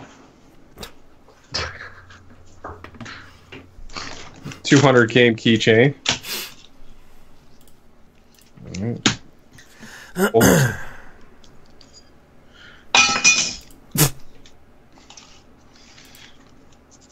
Another sanction card with the handwritten receipt.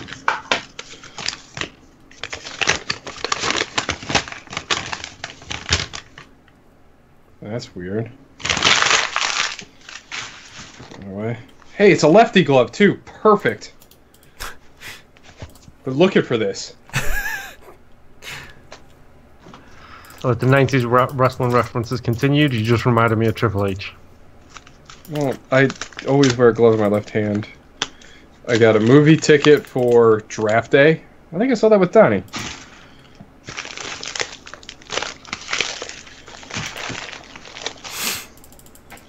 Oh, there's my current sanction card. Actually, a legit one. What the hell is sanction?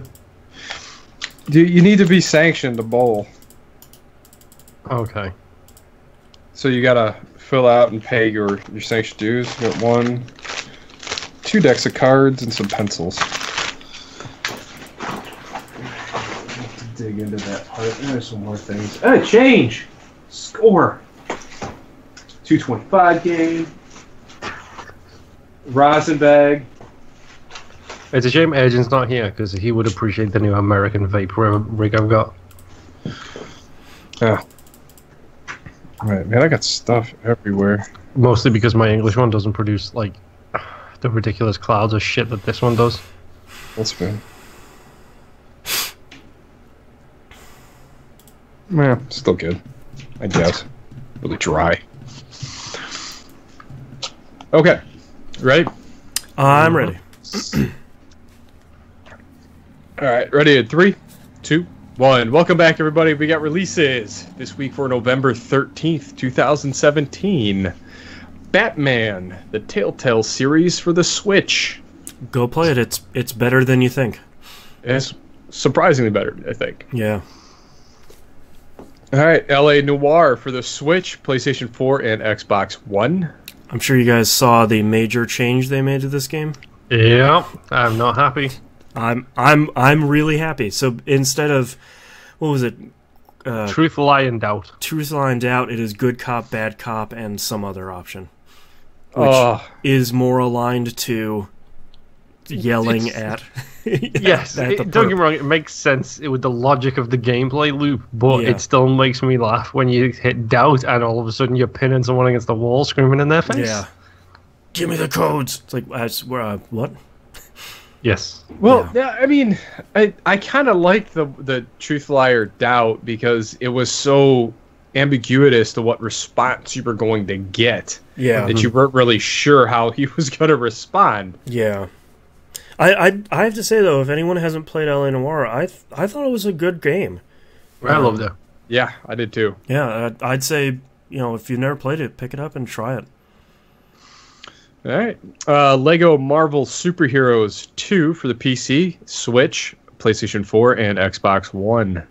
I'll be getting that when it goes on deep discount, like the ones I recently picked up. I'm excited to play that. I just like all these Lego games. Because the Lego games are the best. They're just fun. And then people like my wife smack talking me while I'm playing it. How could she? She hates fun. Well, there you go. That's sad. Rocket League for the Switch. I mean, play Rocket League. Yes. It's good. It's really good. Yeah. I'm curious to see how it's going to run on Switch and how the online infrastructure is going to be. Because that's kind of, for a lot of people, Rocket League is the multiplayer. Mm-hmm. It's very much Call of Duty. Sure, yeah. It's a walled garden is what he's really trying to say. Well. 100. But yeah, play a game with me and then play a game with my wife and you'll realize just how tall that wall is. Yeah. Yeah, get your early adopter, get your practice in early before they figure out the Switch controls. Yeah. Pokemon Ultra Sun and Ultra Moon for the thirds. I didn't even know this was coming out. I have no idea. I did. It's Sun and Moon plus extra stuff. Yeah, and it's on the 3DS, so who cares? Plus Ultra stuff. Yeah.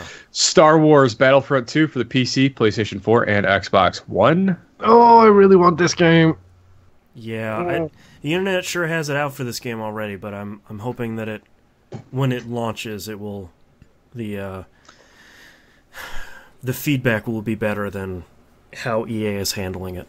Yeah, but it's also an EA game who, Yeah. right now, Activision are remaining quiet enough and only developing one game a year, basically.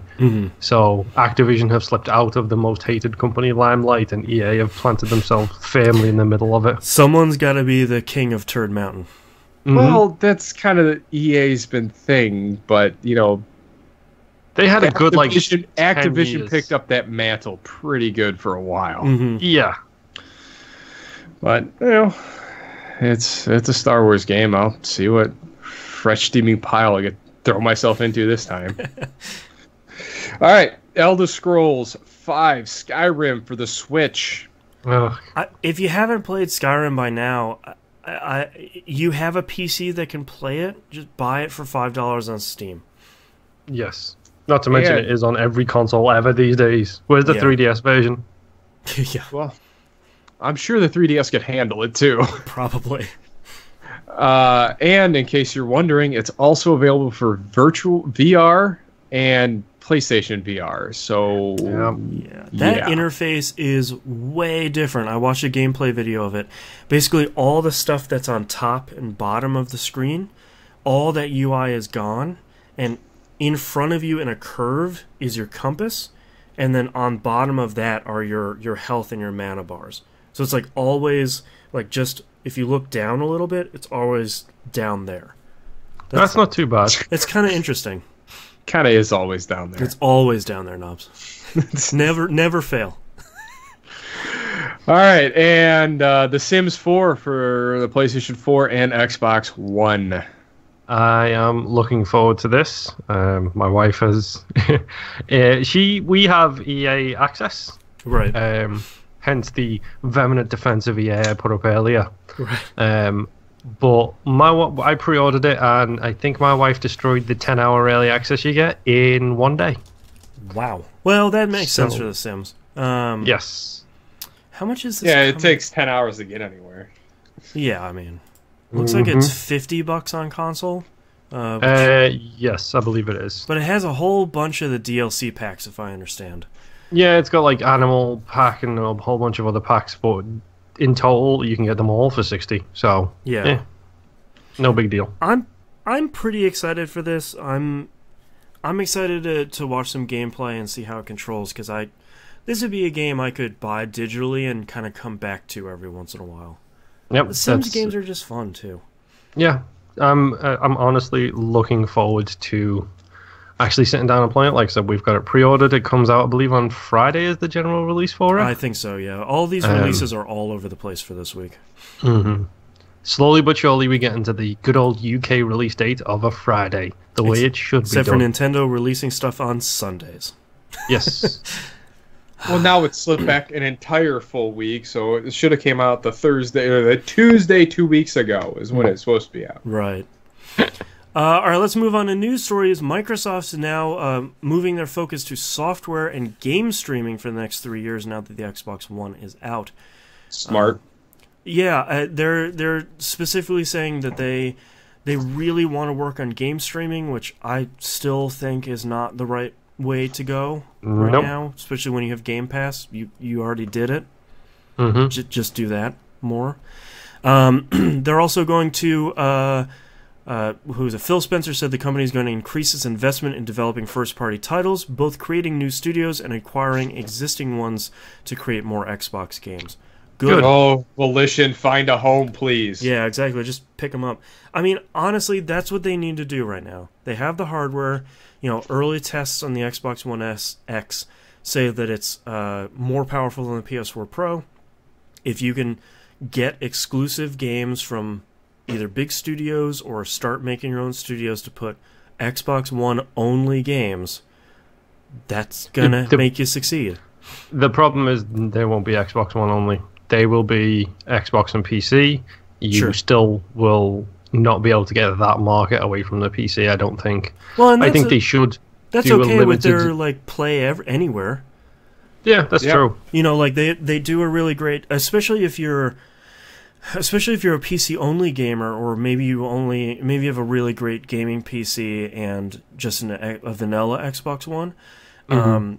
You can get a copy of Forza 7 that's going to play on both platforms if you have an X that's in 4K HDR over there, if you have a PC, it's 4K HDR over there, but maybe 120 frames a second. You know, you sort of win both ways where, you know, you look at Microsoft on the 360, it was sort of like PC, I don't know. What? No, see you later. Yeah. You know, and games for Windows Live. Yeah. Those are just two letters put together. I don't mean anything. Yeah. Yeah, and I feel like they've done a really great job this time of saying, you know, it will be coming to, you know, Xbox One and, unfortunately, the Windows 10 store. But, you know, I think that's something that they've done really well, and none of the rest of the market can do that. You know, Sony can't be like, hey, it's coming out to the PS4 and the Sony OS? You know, like, they don't have anything like that. So Microsoft is in such a special and advantageous position to be the market leader on that. Yeah. Let's move on to the next news story. We were just talking about terrible companies taking up the mantle of the most terrible company. Take-Two plans to only release games with, here comes, quote, recurrent customer spending, end quote, hooks. If that sounds like a shady way of saying microtransactions, it's a shady way of saying microtransactions, because we now have like 3 or 4, now that people are starting to buck against the microtransactions yoke, companies are coming up with creative marketing terms for it. Yes. Take-Two chief Strauss Zelnick says, quote, it may not always be an online model, it probably won't always be a virtual currency model, but there will be some ability to engage in an ongoing basis with our titles after release across the board. That's a sea change in our business, end quote. No, the phrasing there is bad, because people engaged, quote unquote, engaged with Grand Theft Auto 4 for years after it came out. Same with L.A. Noire, same with Red Dead, same with all these other games. People talk about Take-Two games, especially Rockstar games, for years after the fact. I mentioned I was playing NBA Live, and the amount of people who literally came out of the woodwork and said, you should be playing 2KX instead. Right. So it's like, they have a lot of consistent engagement in their products. That's not their issue. Their issue is they have not got the spending consistently across that amount of time. Well, Strauss that says recurrent customer spending is 42% of our net bookings in this quarter. What? 42% of their income was, let's call it what it is, basically shark cards.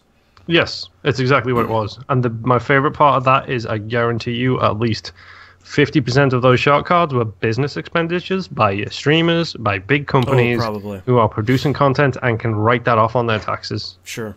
I mean, like, just to be clear, they're not the only ones. Ubisoft said that they're approaching 50% of their earnings being microtransactions. So, like, well, when that's with games like For Honor, things like that, yep, being multiplayer focused. Same with Siege. Siege is an amazing game. The thing they've done great so far is kept all of that stuff as cosmetics. Yep. And, like, that's fine. You want to put cosmetics and loot boxes and stuff like that, that's fine. You want to start looking at what Star Wars Battlefront 2 is doing with, you know, real money real money advantageous items for multiplayer only. That starts getting into a pretty bad position. Yeah, that turns back into the pay-to-win model. Yep. And that's not good for anyone. Yeah.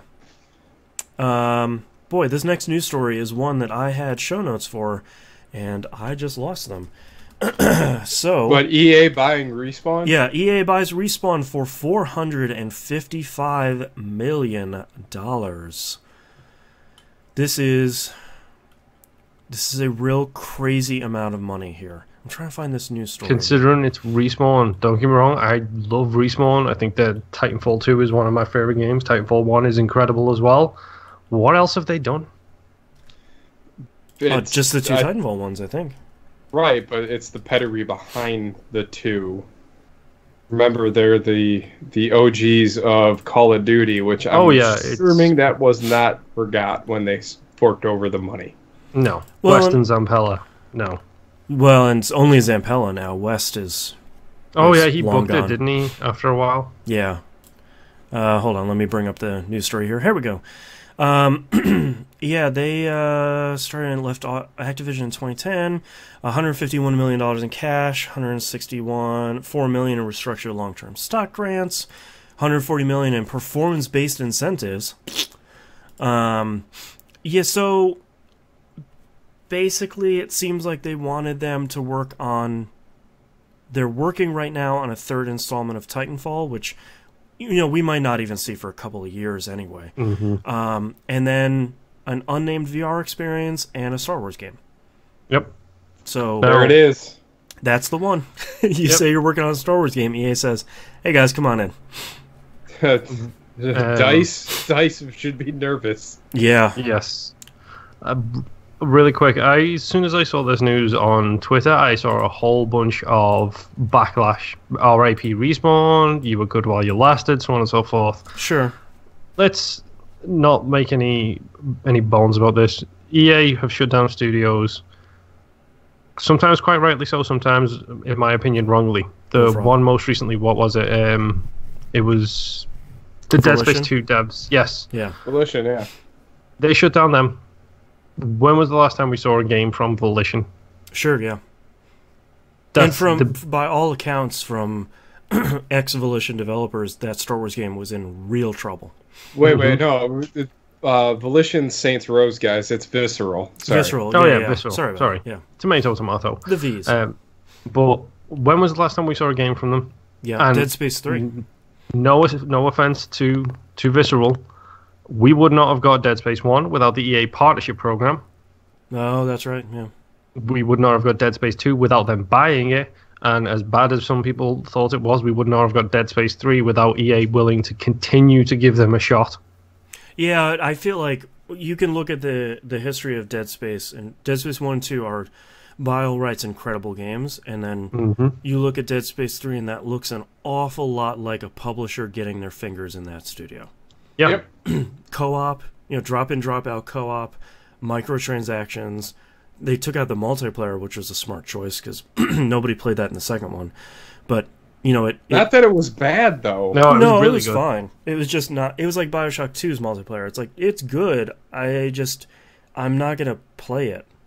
But yeah, it's hard to see some of these studios go, and it's hard to be positive about EA buying up a studio, especially for a studio that, like Respawn, that made 2 really great games.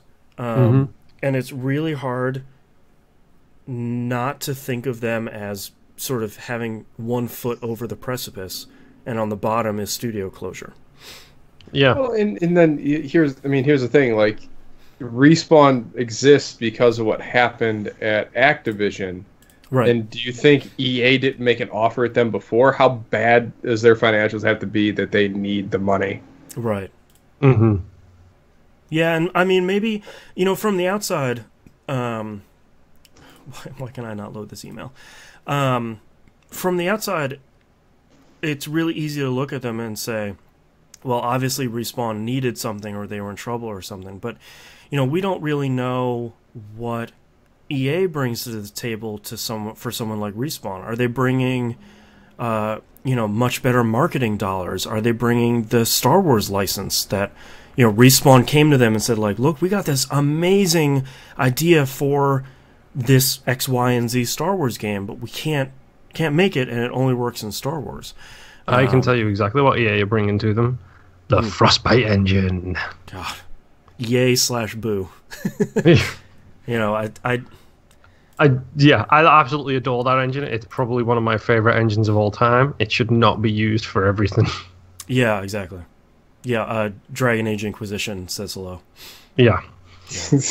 I mean, it makes beautiful looking games, but go read Jason Schreier's Blood, Sweat, and Pixels to hear that the development problems with Frostbite meant when they started making Dragon Age Inquisition, Frostbite had no way to make a menu, like, at all. So the idea of equipping items was something they had to make. Yep. So, thank you, BioWare, for making Frostbite easier in the future. Yeah. All right, that's all of our news stories. Let's move on to questions. I was going to pull up an email that Jimbo Jangles wrote, but Gmail says it's down. So, let's move on to Discord. JetIce182 writes, what do you think of the future of Telltale Games is with the layoffs being put in place? They just laid off 90 employees, which was 25% of their studio. They say that it's not going to affect any of the currently announced or currently in production titles. I honestly... The fact that sentence is out there, that means, yeah, it is. Yes. Well, I don't know, because they grew so big after the first season of The Walking Dead was so popular, and I feel like this isn't a reason for them to lay off people, but from the outside, it seems like an awful lot like they're trying to throw a lot of stuff against the wall and see what sticks, and most of the time it does, but you get surprising hits like Tales from the Borderlands or the Minecraft story mode, but then you sometimes get stuff like Guardians of the Galaxy, which nobody reviews well and nobody buys. Mm-hmm. And at what point does that experimentation hit a breaking point? We're at this point right now where they've probably realized they need to be more selective about what they take on. Well, and the thing that has been frustrating to me is nobody likes the Telltale engine. It's not a good engine. It has needed love since Walking Dead Season 1. Just put it in Frostbite. It'll be fine. There you go. It's perfect. Draw the little arrows and you're set. You got an adventure game. But, it's been disappointing for me to see a lot of people saying, well, if they'd got their engine in place, these people wouldn't have gotten fired. It's like, well, no, that's a false equivalency. No, those games are great in spite of the engine, which is a testament to how that company operates. Yeah. Mm-hmm. If it can get its engine under control, then you just have great games that run better. Yeah. Coach Jamal asks in chat, aren't Telltale games popular for trophy hunters? Yeah, for a lot of those games, you just play through it once and you got a platinum. Or in general, achievement hunters tend to like them. Also, they do tend to run on the cheap side as well. Mm-hmm. Don't get me wrong, it's no ACA Neo Geo, but they're good. Yeah, yeah, and they're good. You can play a game that gets you 1,000 gamer score and a good story. Yeah. What more do you want? So, I don't know. I feel like, for me, this seems like a company restructuring after getting too big. Yeah. Which happens. And it still happens a lot in the video game industry where a game is finished and they lay off the whole team. That might have coincided with this happening. Maybe a couple of, maybe Guardians of the Galaxy and Minecraft and the Batman Season 2 all finished at the same time, and they all those people left. They're not going to continue those games, maybe. But I think, as a fan of their work, it does make me a little bit concerned about the quantity of games that might be coming out and series that I like, but maybe the quality will increase. Well, and maybe they bit off more than they can chew, a la the lesson of Grin, because that team took on way more than it could even produce. Well, maybe they're just trying. Let's make 3 games at once. Great idea. Yeah, like 3 AAA games. Oh, and let's do this little side one just because we love the game so much. Yeah. Yeah, I don't. I mean, good luck to them, and I hope a lot of people that lost their jobs land on solid footing. There's a ton of companies that have been reaching out to those people, especially people at like Double Fine, which would be great. But it's always a bummer to see studios suffering this sort of stuff and people lose their jobs. Can I just say as well that despite all of the magnitude of crap that we find ourselves under week after week after week in regards to corporate policies and news and studios being money driven and everything else, that it's still amazing any time a studio shuts down or is forced to close or lay off staff. It's always great to see every single of the studio be like, we need this, this, and this. Yeah. Talk to us. Here's we our need careers this, page. And this. Talk to us. Yeah, we're in your area. Yeah, that's always really great. It always brings a nice little warm, fuzzy feeling to my heart to be like, oh, look, there's Tim Schafer and there's, Ron Dennis and everybody else just reaching out to these people who just had basically their careers ended. And it's like, no, you have friends in the industry, even if you don't actually know them as friends yet. Yeah. They're all reaching out at once. Tim Schafer's a friend to everybody. Oh, yes. And knives. Yeah. T-Bomb Rock says, what's your favorite feature from the current generation of consoles? For me, it's a tie between Game Share, which has saved me a lot of money but also let me explore new games, or Game Suspension. Being a parent, it has saved me a ton. And he has another question we'll get to in a minute. Oh my God, Game Suspension didn't even cross my mind until you just said it. That's a huge one for me. Like, for me, it's that is awesome. And putting a 3.5 millimeter headphone jack in the controller. Yep, that's a pretty good one. Like, for me, just being able to play stuff late at night or play stuff when my kid is sleeping or, like, my wife is watching TV, I don't have to be like, hey, turn the TV down. I'm playing my Japanese RPG. You know, it's like, I can just play by myself. For me, it's captures. It's screenshots and 30 seconds of captures because shockingly they made that so easy. And shockingly enough, you could actually do game sharing on the 360. My wife and I did it all the time. Yeah, for me, a lot of the screenshot stuff, you know, that's how Moon and I communicate our daily scores on for T-Bomb R, even though we're playing on different platforms.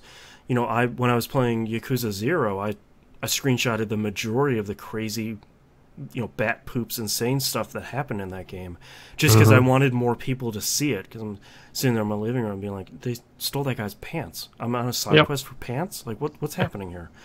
I have collections of goals up on YouTube from FIFA, from my wife and I playing FIFA. Like, it's ridiculous how much fun it can be just to watch some crazy stuff happen. Oh, look there, we're playing Battlefield. A plane just crashed into the ridge directly in front of me, and a body came flying over the hill and almost hit me in the face. Capture that, share it to Twitter right now. Well, even that, like, you could even share, like, your big fish stories. The few of the clips that I have still saved from Battlefield is us sniping at each other from 1,000 meters apart. Yeah. Like, you can't even see the other guy. Or, you know, the triple kill I had with 2 double reversals, like, back to back. Like, that's... You wouldn't believe that happened. Like, I still don't believe that happened, and I'm the one that did it. Yeah. And I can't remember his name, but Mr. I'm going to jump out of a jet, shoot this other jet with an RPG, and land back in the same jet. Yeah. Yeah, that dude. Like I stumbled across that dude's clip. I'm like, this is insane. What? He could do that? Yeah. He also asks, with the new 4K patches for consoles bringing games to over 100 gig, what do you feel? Then Jimbo Jangles chimes in with his slaughtering of people. Yeah.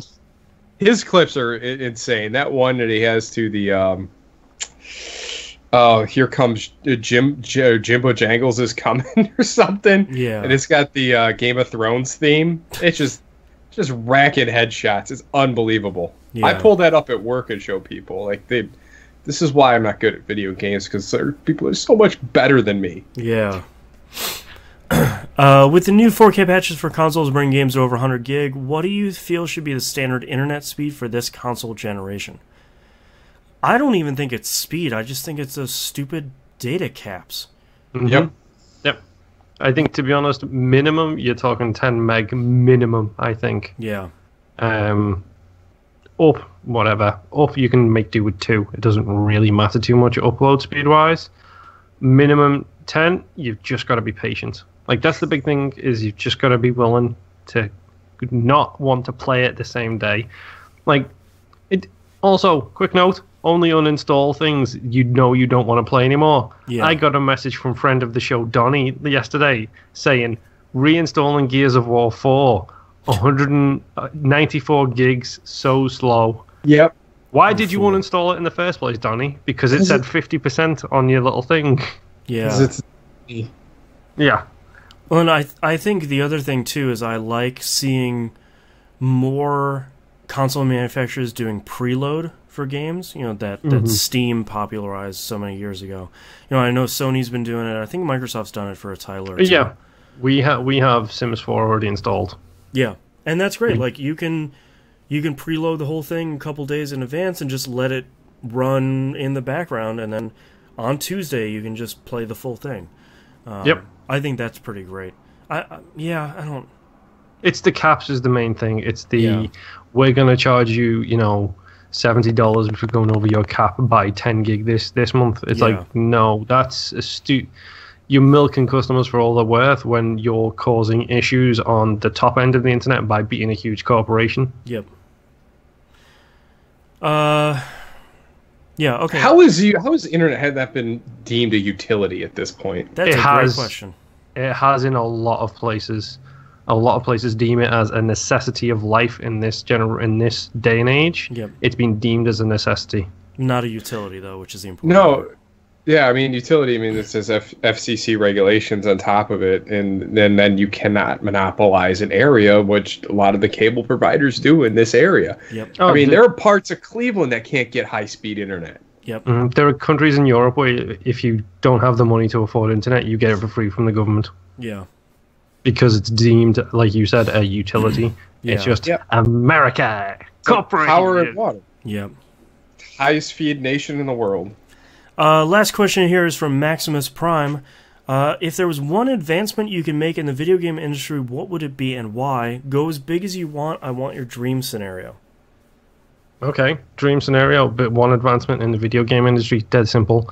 100% top-notch quality writers on every single video game ever with no interference from publishers. There you go. Stories, there are great stories again. That's a tall order, man. Yeah, I mean, he said you go can't get that on any medium. I know still you can't. Gonna get crappy stuff. Oh yeah, but give me the best writers in the world, get them paid infinite amount of money on every single game. Great.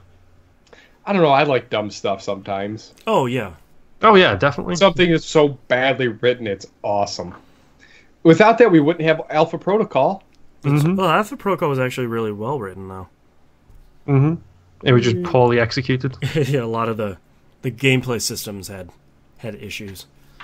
I think for me, mine are actually two kind of small ones.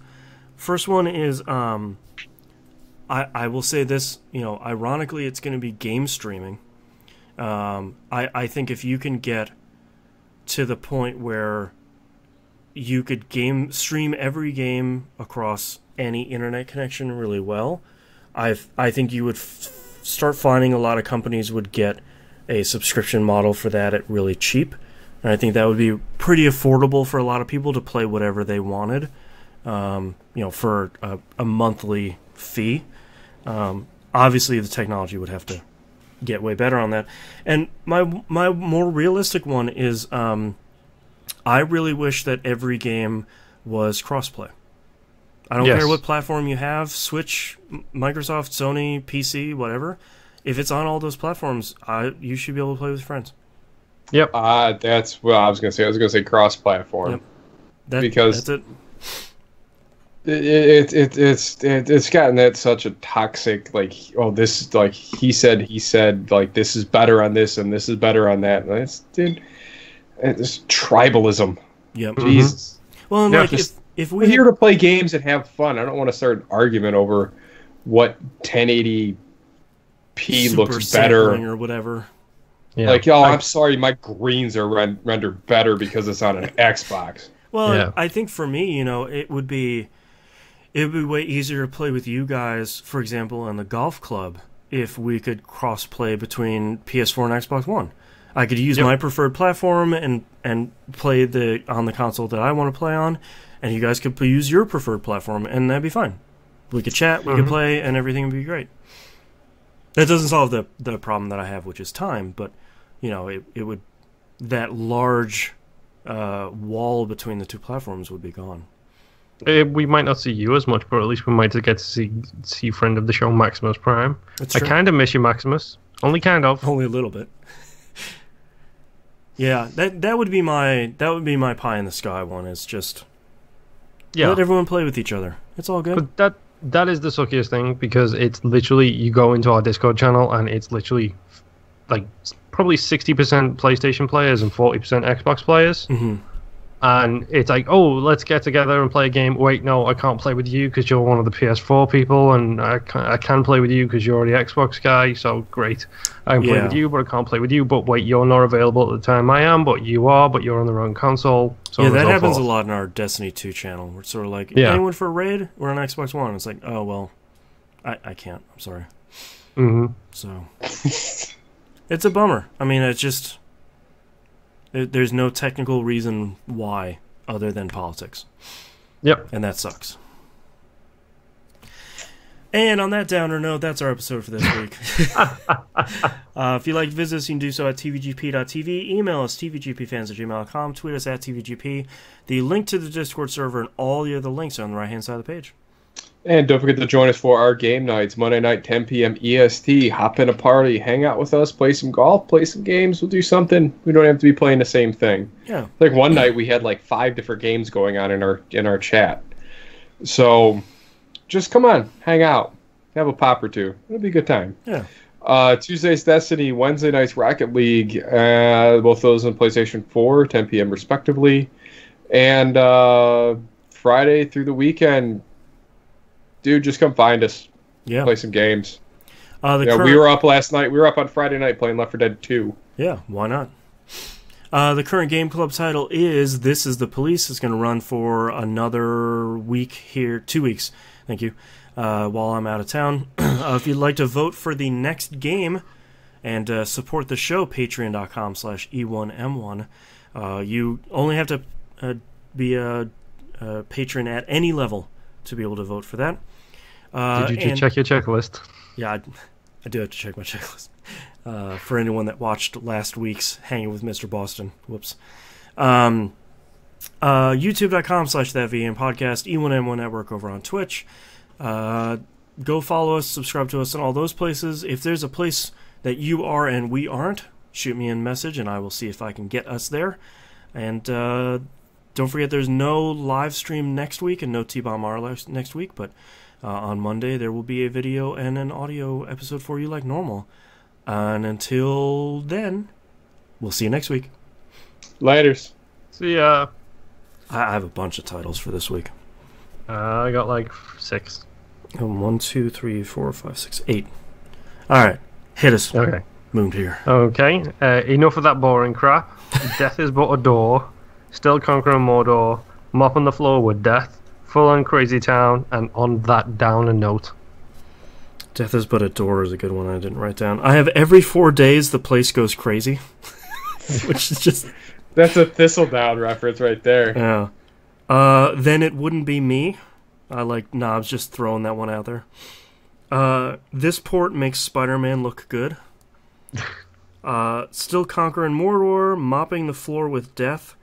Mystical BS, it's always down there, and death is but a door. I kind of like... Death is but a door. Yeah, I like Death is but a door, and this port makes Spider-Man look good. This port makes Spider-Man look good is probably more TVGP. Yeah. It's more of this type of... This show's kind of title. Yeah. Death is but a door is a little too serious. Yeah. It's a snappy title, though. I vote for the Spider-Man one. Mm-hmm. It's very... Get our SEO up there. I'm trying to think what other one was. Someone had one in there. Yeah, I've been writing down a whole bunch of them. Mystical BS... Lefty Lucy. I forgot I said that. Rocket Train to Area 52. That's pretty good. Laser Gun the Big Dude. All right. Cloaking Scott out? What is that? Oh, that was knocking. It's choking Scott out. Choking Scott out. Oh. All right, starting in 3, 2, 1. This is That Video Game Podcast, episode 525 for November 13th, 2017. This port makes Spider-Man look good. Web grenade. Fiddle with the settings. All right, thank you so much, everyone, for watching live. We'll see you in 2 weeks. Check YouTube for the live to tape for next week. And we'll see you then. Bye.